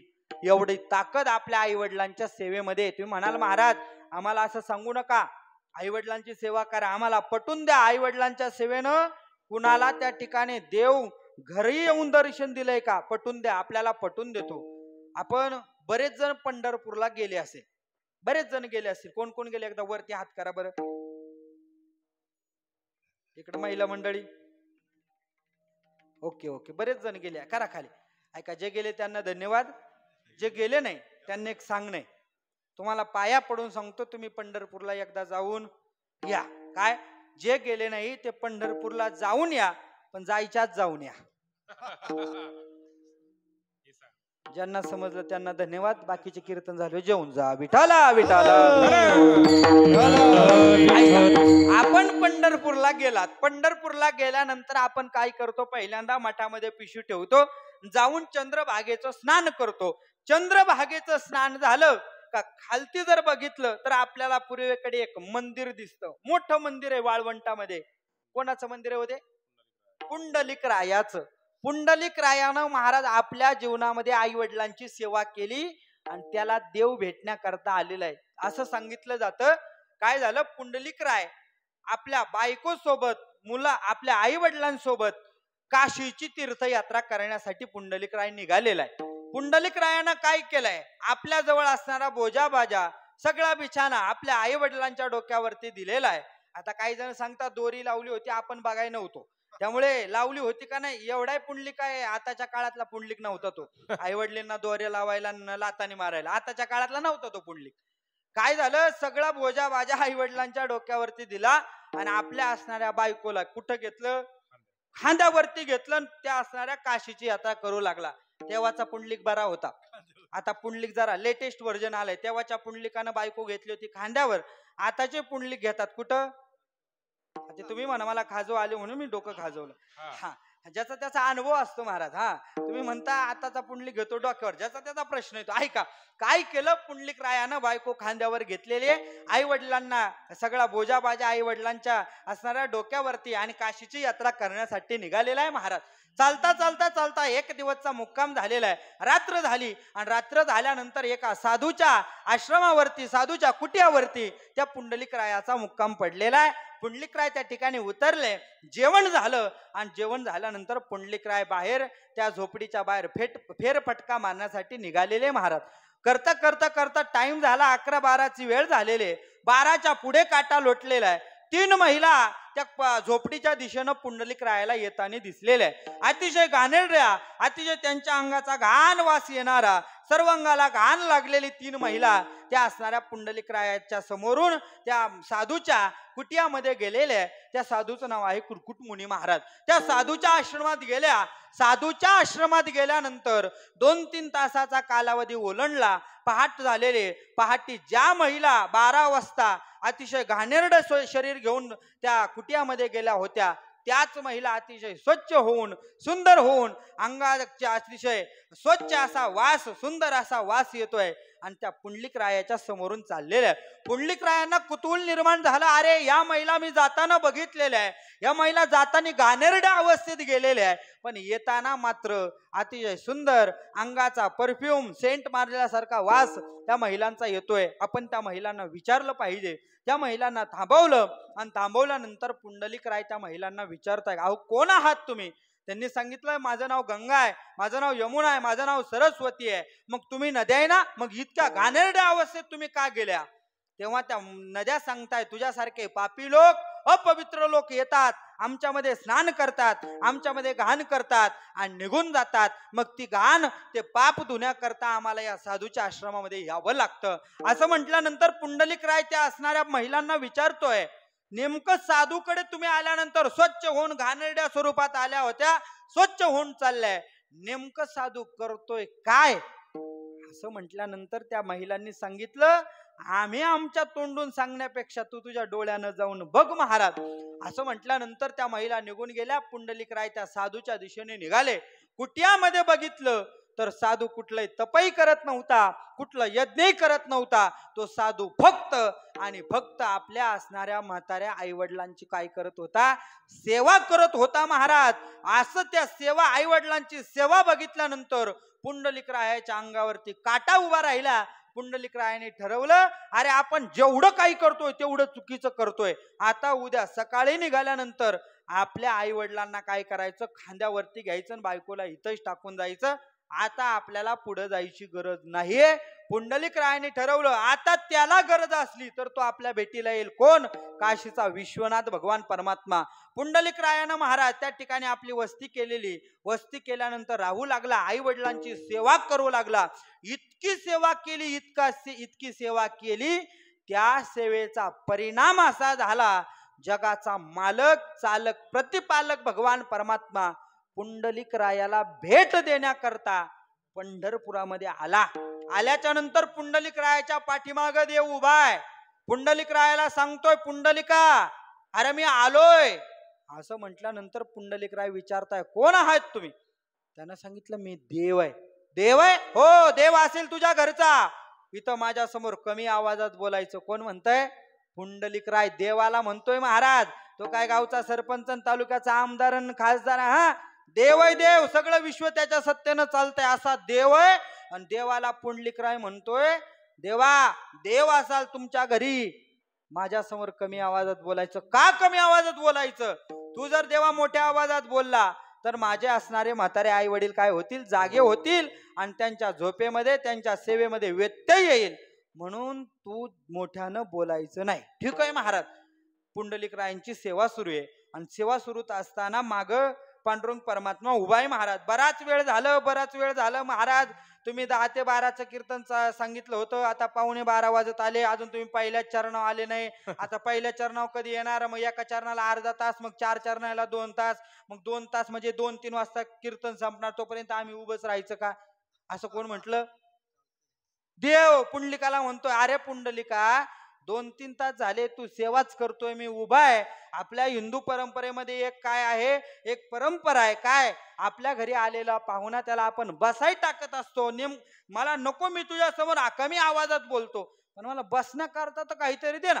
असं म्हटल्यानंतर पुंडलिकानं काय केलं, जवळच एक वीट होती, ती वीट मागं भिरकवली आणि त्या देवाला सांगितलं, देवा तू याच विटेवरती उभं राहायचं कुठपर्यंत, जोपर्यंत माझ्या आईवडिलांची सेवा होत नाही तोपर्यंत तू याच विटेवरती उभं राहायचंय महाराज. गेले 28 युग होऊन गेलेले, एक नाही दोन नाही 28 युग झालेले. आज सुद्धा अदृश्य रूपानं त्या पुंडलिकरायाच्या मंदिरामध्ये पुंडलिकराय आपल्या आई वडिलांची सेवा करताय आणि भगवान परमात्मा माग विटेवरती उभा आहे. माझा दृष्टांत संपलेला आहे. मी आता तुम्हाला विचारतोय, पुंडलिकानं कुठलं सायास केलं हो, कुठली तीर्थयात्रा केली, कुठलं तप केलं? काहीच केलं नाही. फक्त आणि फक्त आपल्या आई वडिलांची सेवा केली.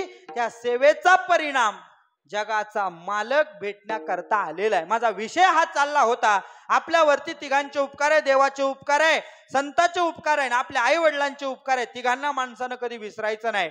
तुकोबारायांनी आपल्या जीवनाचं निरीक्षण केलेलं आहे. अरे आपलं जीवन आहे हे उपकारातून तयार झालेलं जीवन आहे, आणि जर आपल्यावरती उपकार असेल तर आपण या असणाऱ्या देवाचे, संताच्या आणि आपल्या आई वडिलांच्या ऋणातून आपण उतराय झालं पाहिजे. आई वडिलांच्या ऋणातून उतराय होण्याकरता तुकोबारायांनी आपल्या आई वडील गेल्यानंतर त्यांच्या पश्चात पिंडदान केलं. माझे झाले गया वर्जन, फिटले पितरांचे ऋण. आई वडिलांच्या ऋणातून उतराय झालेले, संतांच्याही ऋणातून उतराय झालेले. मग आता देवाच्या ऋणातून उतराय व्हायचं म्हणजे देवाला आपलंसं करायचं. तुकोबारायांनी ठरवलं, आता देवाला आपलंसं करायचं म्हटल्यानंतर आपण काहीतरी प्रयत्न केले पाहिजे. तुकोबाराय बघू लागले, अरे आपल्यावरती उपकार आहे ना, मग या उपकारातून उतराय झालं पाहिजे. मग तुकोबारायांनी ठरवलं, आता आपण संसार करून आपण संताच्या देवाच्या ऋणातून उतराय होणार नाही. आपल्याला जर उतराय व्हायचं असेल तर आपण त्या देवाचं भजन पूजन केलं पाहिजे महाराज. तुकोबारायांनी सगळ्या संसाराचा त्याग केला. त्याग केल्यानंतर वनांतरामध्ये जाऊन त्या देवाचं भजन करू लागले महाराज. एका हातामध्ये चिपळ्या घ्यायचे, एका हातामध्ये विणा घ्यायचे, आणि त्या देवाचं त्या डोंगरामध्ये जाऊन भजन करायचं. येणे सुखे रुचे एकांताचा वाच, नाही गुणदोष अंगाये. तुकोबाराय भजन करायचे. पांडुरंगा विठ्ठला माय बापा विठ्ठला, तुकोबाराय भजन करायचे.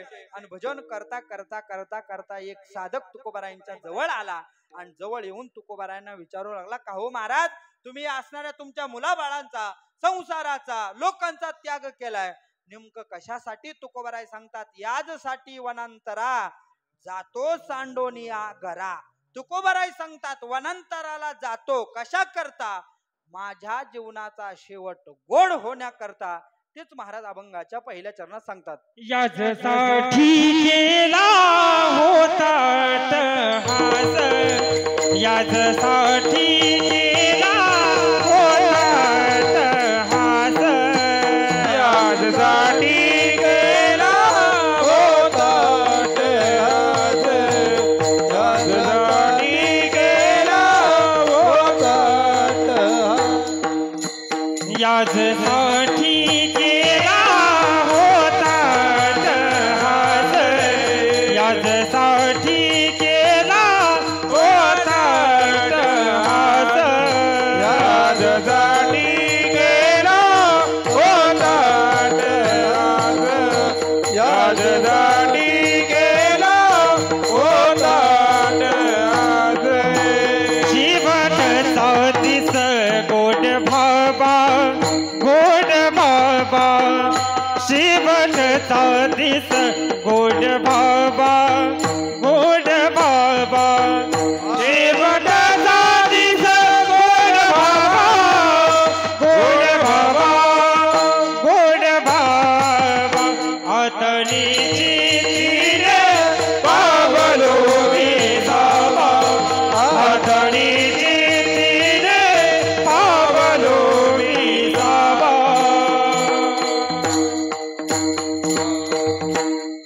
अतिशय गोड चाल महाराजांनी गायलेली आहे. पण आता काय आहे, वेळेअभावी आपल्याला कमी बोलत जास्त रंग काढायचे, त्याच्यामुळे पहिल्या चरणावाले आपला तर वेळ संपत आलेला आहे आणि 10-5 मिनिटं पुढे गेलं तर काही हरकत नाही ना, थांबवायचंय. हा म्हणजे पुढे गेलं तर मी काय मागणार वगैरे नाही. ओव्हर टाइमची आपल्या म्हणजे कंपनी आपल्या जवळ आहे, त्याच्यामुळे जास्त काम केलं का ओव्हर टाइमची सवय आपल्या लोकांना. तशी मला काही सवय नाहीये, त्याच्यामुळे मी काय म्हणजे मागणाऱ्यातला नाहीये मी. हा, हे लक्षात असू द्या. ऐका, तुकोबाराय म्हणतात, याजसाठी केला होता अट्टहास, शेवटचा दिस गोड व्हावा. माझ्या जीवनाचा शेवट गोड होण्याकरता तुकोबाराय सांगतात, मी अट्टहास केला म्हणजे या सगळ्या संसाराचा त्याग केला. कशाला म्हणायचं शेवट गोड? कशाला म्हणायचं शेवट गोड? तुकोबाराय सांगतात, आपण भजन करता करता आपल्याला मृत्यू येणं, याचं नाव शेवट गोड आहे. भजन करता करता देवाच्या समोर आपल्याला मरण येणं, याचं नाव मृत्यू. नवे नवे देवाच्या जवळ आपल्याला मरण येणं, देवाच्या मांडीवर आपल्याला मरण येणं, याचं नाव गोड आहे, शेवट गोड आहे. विठाला विठाला ऐका, शेवट गोड कसा होतो आणि का होतो याच्याविषयी मी फक्त एकच दृष्टांत सांगणार आहे आणि सेवा समारोपाकडे नेणार आहे. आपण ज्या जिल्ह्यामध्ये, तो नाशिक जिल्हा भाग्यवान जिल्हा आहे महाराज, भाग्यवान जिल्हा आहे. इतर जिल्ह्यामध्ये, इतर तालुक्यांमध्ये एखादा मनुष्य असेल त्याला संत पदवी भेटते, पण आपला जिल्हा एवढा भाग्यवान आहे, आपल्या जिल्ह्यामध्ये एका पक्षाला सुद्धा संत म्हणून पदवी भेटलेली. पक्षी म्हणजे कोणता? भाजप राष्ट्रवादी हे नाही, पक्षी म्हणजे जे हा तो पक्षी. आणि त्या ज्या पक्षाला साधू म्हणून पदवी भेटलेली आहे, संत म्हणून पदवी भेटलेली आहे, त्या साधू पक्षाची समाधी आपल्या जवळच टाकेद म्हणून गाव आहे. त्या टाकेद गावामध्ये ऐका, त्या जटायू महाराजांची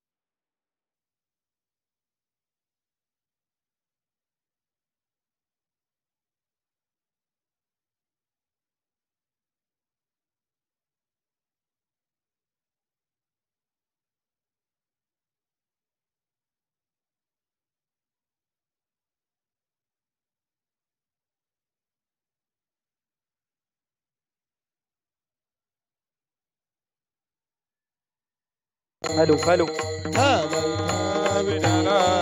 बोला पुंडलिक वरदा हरी देव पंढरीनाथ भगवान. लाईट जाणं म्हणजे कीर्तनकारासाठी इशारा आहे. आता हा ऐका, एकच फक्त दृष्टांत सांगायचा आहे. त्या जटायू महाराजांबद्दल असं सांगितलं जातं, काय झालं, प्रभू रामचंद्र अयोध्येमधून वनवासाला निघालेले आणि निघाल्यानंतर आपल्या पंचवटीमध्ये येऊन राहिलेले. नाशिक जिल्हा खरंच भाग्यवान आहे. ज्या देवाला, ज्या प्रभू रामचंद्राला स्वतःच्या घरातून, स्वतःच्या नगरीतून ज्या लोकांनी काढून दिलं, त्या देवाला आपल्या नाशिक जिल्ह्याने सांभाळलेले महाराज. भाग्यवान जिल्हा आहे. आपण सगळेजण भाग्यवान आहे. पवित्र ते कुळ पावन तो देश, जेथे हरीचे दास जन्म घेते. प्रभू रामचंद्र पंचवटीमध्ये येऊन राहिलेले. राहत असताना बऱ्याच दिवसाचा कालावधी झालेला आहे. दृष्ट प्रवृत्तीचा रावण आलेला आहे आणि आल्यानंतर त्यानं सीतामातेचं हरण केलं. सीतामातेला आपल्या असणाऱ्या विमानामध्ये बसून घेऊन चाललाय. आता ती प्रभू रामचंद्रांची राहिलेली नाही, रावणाची झालेली. अशा रावणाच्या मनामध्ये काय झालेला आहे? गर्व निर्माण झालेला आहे, विचार निर्माण झालेला आहे. जात असताना सीतामाता मोठमोठ्यानं टाहो फोडताय, धावा, माझा कोणीतरी मला आश्रय द्या, मला कोणीतरी संरक्षण करा महाराज, असे धावत धावत धावत आवाज देत, प्रभू रामचंद्रांचा आवाज देत देत देत देत त्या असणाऱ्या सीतामाता त्या टाकेच्या परिसरामध्ये आलेल्या आहे. आणि आल्यानंतर जटायू महाराजांनी तो आवाज ऐकलेला आहे.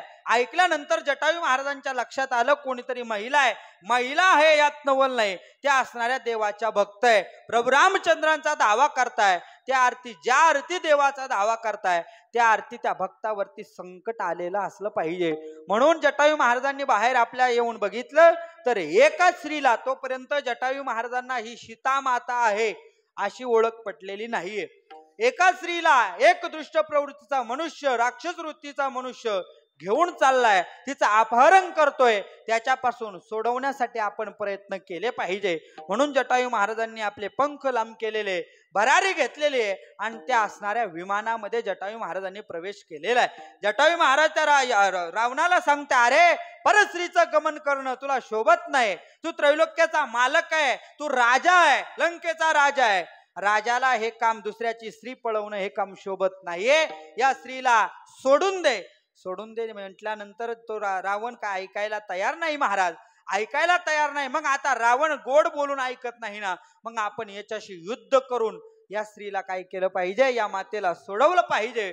म्हणून जटायू महाराजांनी दुसरा तिसरा विचार न करता त्या रावणावरती झडप घातलेली आहे.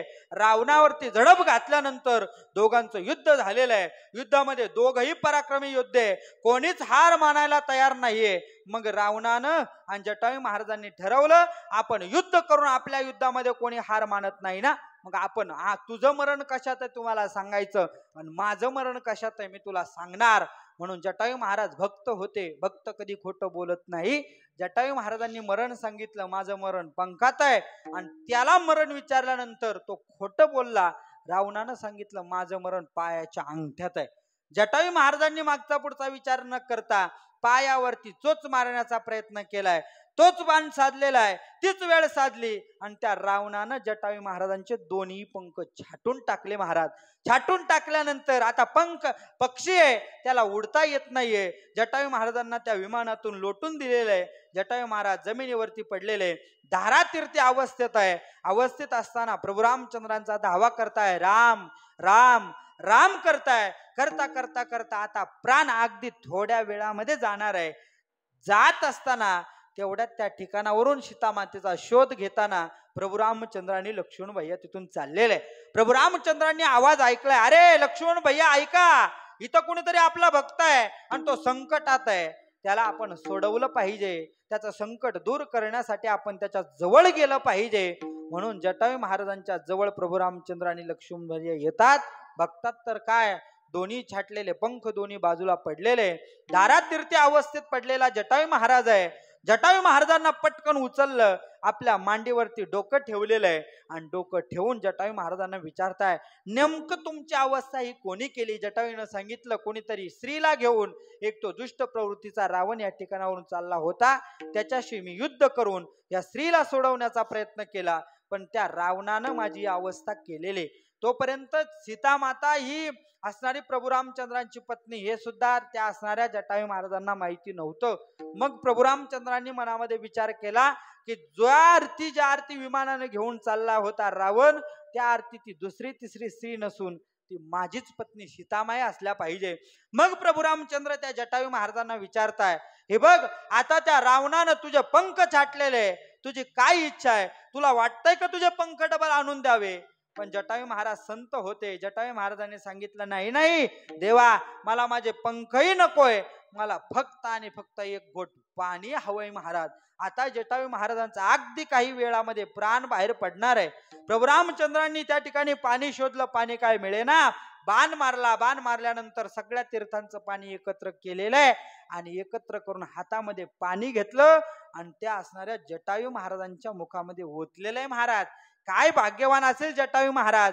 आपण आयुष्यभर साधना करतो तरी तो भगवान परमात्मा आपल्या स्वप्नात सुद्धा येत नाही. हे सोडा, योग्यांच्या जप्यांच्या तप्यांच्या 80 हजार वर्ष लोखंडाचं पीठ करून जे साधना करतात अशा योग्यांच्या जो भगवान परमात्मा स्वप्नात येत नाही, असा भगवान परमात्मा साक्षात त्या जटायू महाराजांच्या मरणाच्या वेळेला जवळ आहे. जटायू महाराजांनी पाणी पिलं आणि पाणी पिल्यानंतर आपला जो प्राण आहे, राम राम म्हणत त्या प्रभू रामचंद्रांच्या मांडीवरती आपला प्राण सोडला. जटायू महाराजांचं जसं मरण आलं, याला म्हणायचं शेवट गोड होणं. तुकोबाराय सुद्धा सांगतात, माझ्याही जीवनाचा शेवट गोड होण्यासाठी मी प्रयत्न केला, यादसाठी केला होता अट्टहास, शेवटीचा दिस गोड हो. हो महाराज, झालं का हो तुमच्या जीवनाचा शेवट गोड हो? तुकोबाराय म्हणतात, शेवट तो भला माझा बहु गोड झाला, आलो निजाच्या माहेरा भेटी रखुमाईच्या वरा. साधक विचारताय का हो महाराज, तुम्ही सांगता तुमच्या जीवनाचा शेवट गोड झालेला आहे, पण गोड झाल्यानंतर आता तुमच्या जीवनाची अवस्था काय झालेली? तुकोबाराय सांगतात,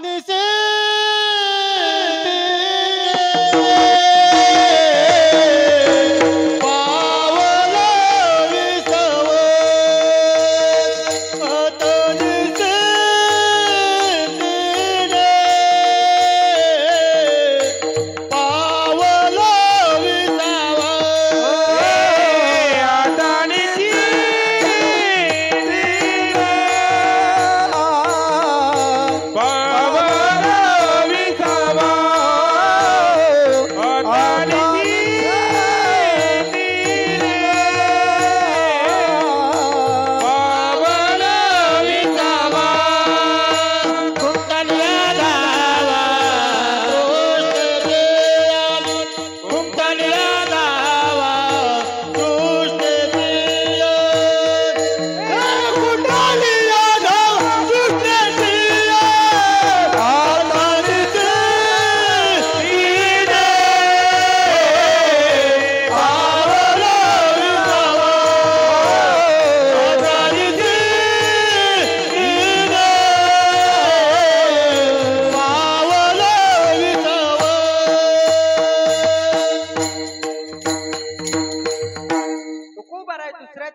शास्त्रामध्ये सांगतात माझ्या जीवनाचा शेवट गोड झाल्यानंतर आता माझी कशी अवस्था आहे, आता निश्चिंतीने पावलो विसावा खुंटलिया धावा तृष्णेची या.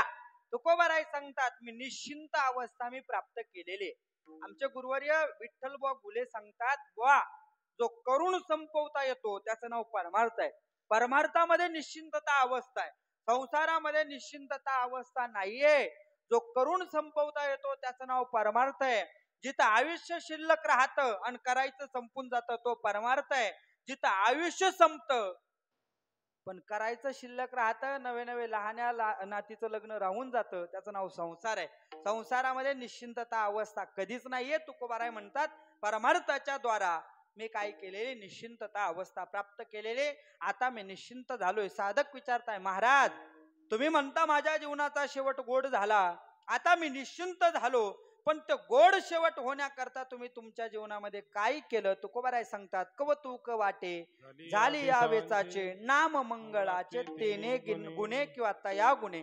मी माझ्या जीवनामध्ये भगवान परमात्म्याचं नामस्मरण केलं, जी साधना केली त्याचं मला कौतुक वाटलं पाहिजे. कौतुक वाटतंय, आपल्यालाही कौतुक असावं, संसाराचं कौतुक नसावं, परमार्थाचं कौतुक माणसाला जरूर असलं पाहिजे. स्वाभिमान असावा पण अभिमान नसावा.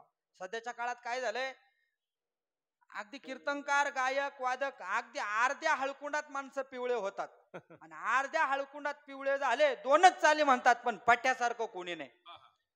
अरे बाबा पावलो पावलाला माणसाला बाप भेटतोय हे लक्षात ठेवलं पाहिजे. हो लक्षात ठेवून जीवन जगलं पाहिजे. काय म्हणतात पट्ट्यासारखं. एक जण तर असा भेटला बाबा, एका ठिकाणी कार्यक्रमाला गेलो, श्राद्धाचंच कीर्तन होतं. कीर्तन सुरू झालं, बाकीचे सगळे मंडळी खाली बसले होते आणि एकच जण खुर्चीवर बसला होता. मग मी त्याला म्हंटल बाबा खाली बसा. एक जण टाळकरी पळत आला, तो म्हंटला महाराज त्याला काही बोलू नका. म्हंटल का बोलू नका.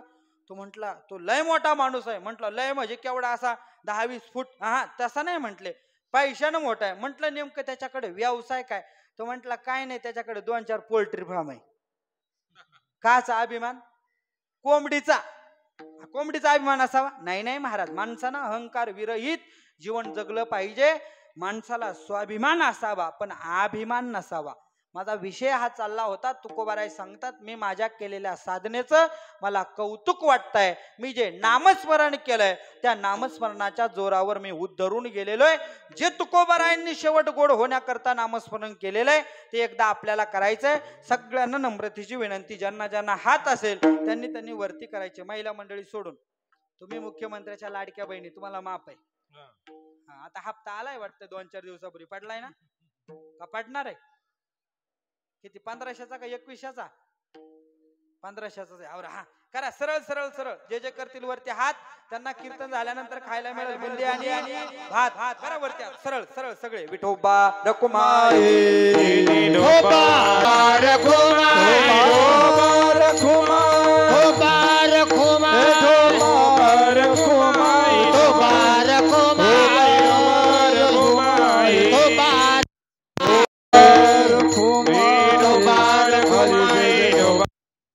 विठोबा रकुमाई चला चला चला. विठोबा रकुमाई चला पटकन. विठोबा रकुमाई रकुमाई विठोबा रकुमाई विठोबा रकुमाई विठोबा रकुमाई विठोबा रकुमाई विठोबा रकुमाई विठोबा रकुमाई विठोबा रकुमाई विठोबा रकुमाई विठोबा रकुमाई विठोबा रकुमाई विठोबा रकुमाई विठोबा रकुमाई विठोबा रकुमाई विठोबा रकुमाई विठोबा रकुमाई विठोबा रकुमाई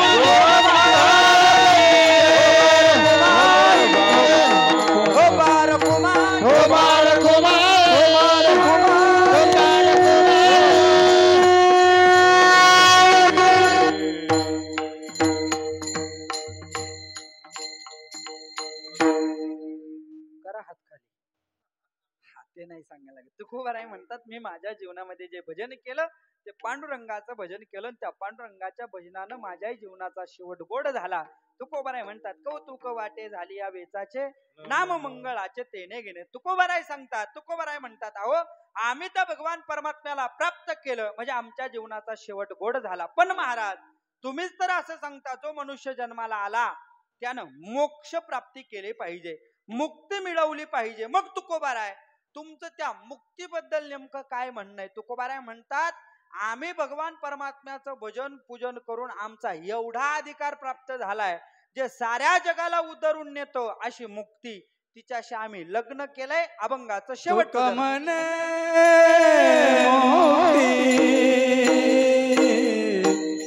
परनिली नोवरी तो कमने मुक्ती मुक्ती परनिली नोवरी तुका म्हणे मुक्ती परनिली नोवरी, तुका म्हणे मुक्ती परनिली नोवरी. आता दिवसा चार खेळी मेळी, आता दिवसा चार खेळी मेळी, आता निचंतीने पावलो विसावा, आता निचंतीने पावलो विसावा. आता दिवस चारी खेळी मेळी, आता दिवस चारी खेळी मेळी, आता निचे पावलो विसावा, आता निचे पावलो विसावा. कुंटलिया धावा तृष्णेचिया, कुंटलिया धावा धावा नावा धावा धावणेला धावनावा धावा नावा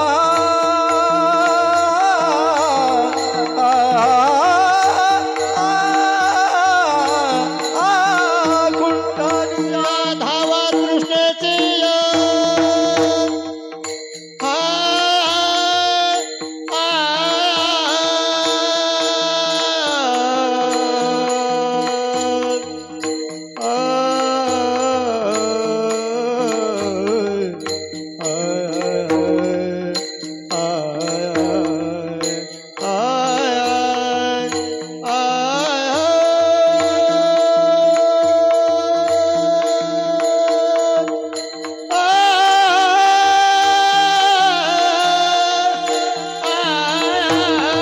कुंटलिया धावा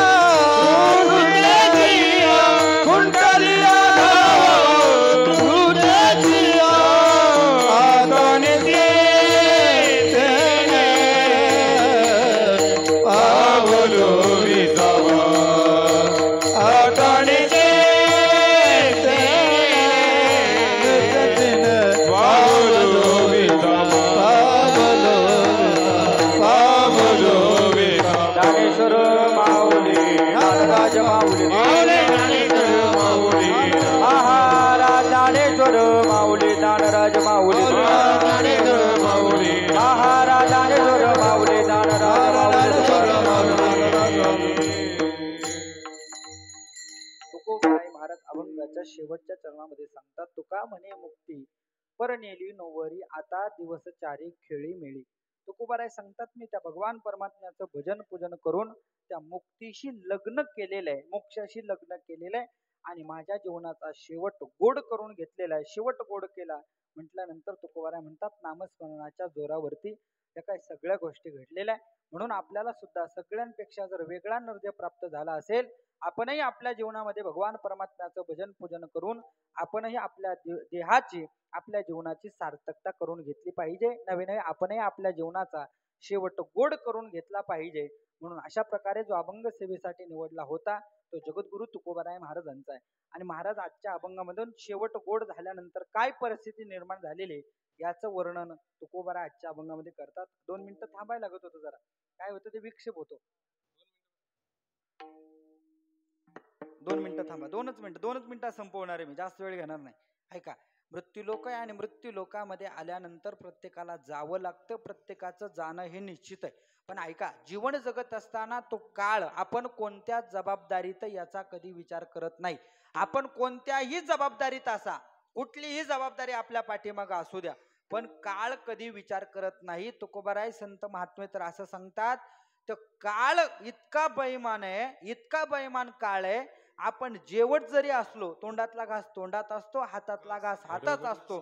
आणि अशाही काळामध्ये तो काळ तो यम आपल्याला सोडत नाही, तेव्हा सुद्धा नेत असतो. ग्रास गिळी सत्ता नाही हाती. म्हणून संत महात्मे सांगतात, आपल्याला सगळ्यांनाही जीवन दिलेले, सगळे संसारिकच आहे, पण संसारात संसार करत असताना संसारी असावे असोनी नसावे, भजन करावे या शब्दाच्या त्या शब्दाला, असंच ना का महिन्याच्या महिन्याला, नाही नाही, भजन करावे वेळोवेळा. संत महात्मे सांगतात, देवाचं भजन करून आपल्या जीवनाचा उद्धार करा. त्या असणाऱ्या संसाराला जास्त चिटकून बसू नका.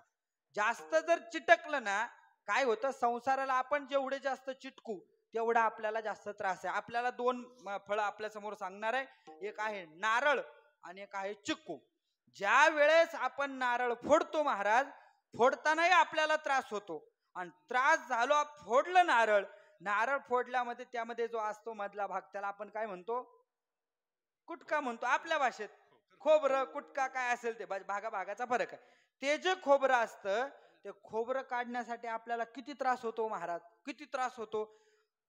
खोबऱ्यासारखं जीवन जगायचं नाही. संत महात्मे सांगतात, चिकू सारखं जीवन जगायचं. चिकूचं बघा, चिकू अगदी छोटं फळ आहे, ते दाबल्याबरोबर त्याच्यातला जो बी असतो ना, तो लगेच बाहेर उडतो महाराज, 2-4 किलोमीटर जाऊन पडतो. कशातला बी? चिकूचा. चिकू फोडताना त्रास नाही का, त्याच्यात असणारा बी, त्याच्यात असणारा गर हा मोकळ्या पद्धतीनं जीवन जगलाय. आणि तो जो खोबरं आहे ते अगदी त्या कवटीला चिटकून बसलेलं आहे. तसं आपणही जीवन जगत असताना त्या संसाराला चिटकू नका.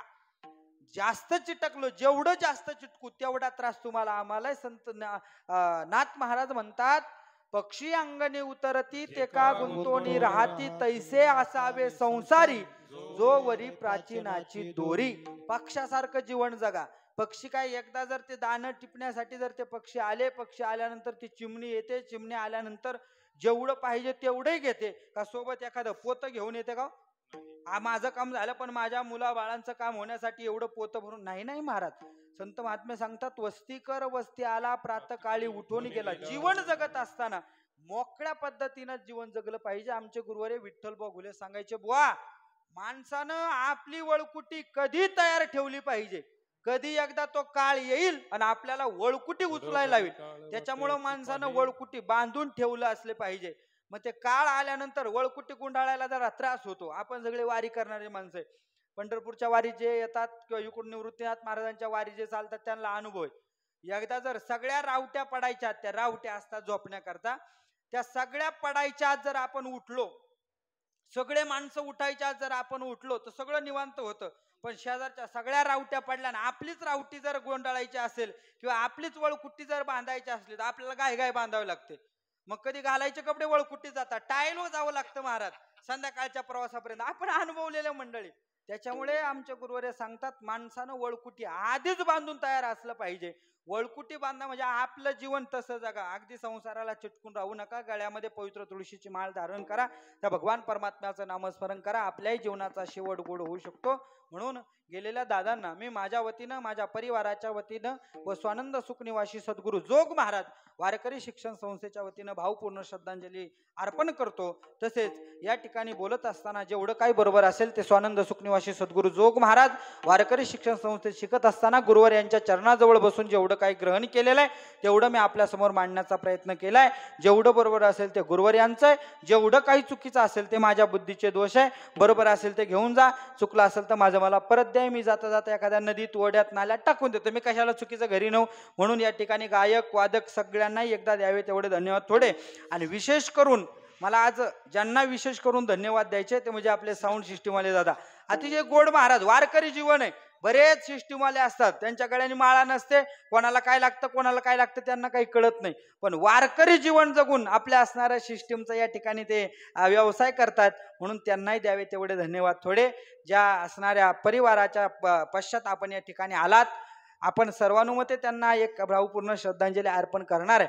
पण प्रामुख्यानं गावातील 2-4 वक्ते पाहुणे मंडळी जवळचे त्या ठिकाणी श्रद्धांजलीपर बोलणार आहे, म्हणून जोपर्यंत इथं सांगितलं नाही जोपर्यंत कार्यक्रम संपत नाही, आता उठा तोपर्यंत कोणी आपली जागा सोडायची नाहीये। पुन्हा एकदा भावपूर्ण श्रद्धांजली अर्पण, सेवेला पूर्णविराम। विठ्ठल जय जय विठ्ठल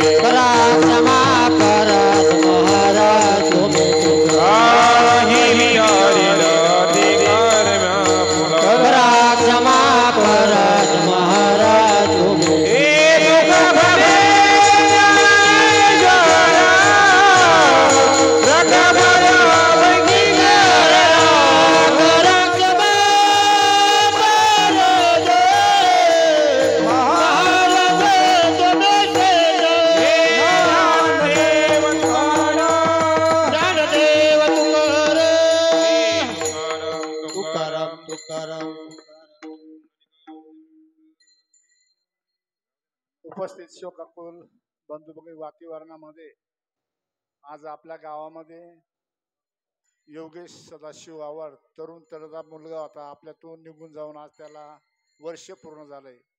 त्याच्या वर्षाच्या निमित्ताने अलग सर्व नातेवाईक मित्र परिवार गावातील सर्व लोक उपस्थित राहून त्यांचं सांत्वन केलं, त्याबद्दल मी त्यांचं अभिनंदन करतो। तसेच आपल्या गावावर खूप प्रेम करणारे राजेंद्र महाराजजी ढोन्नर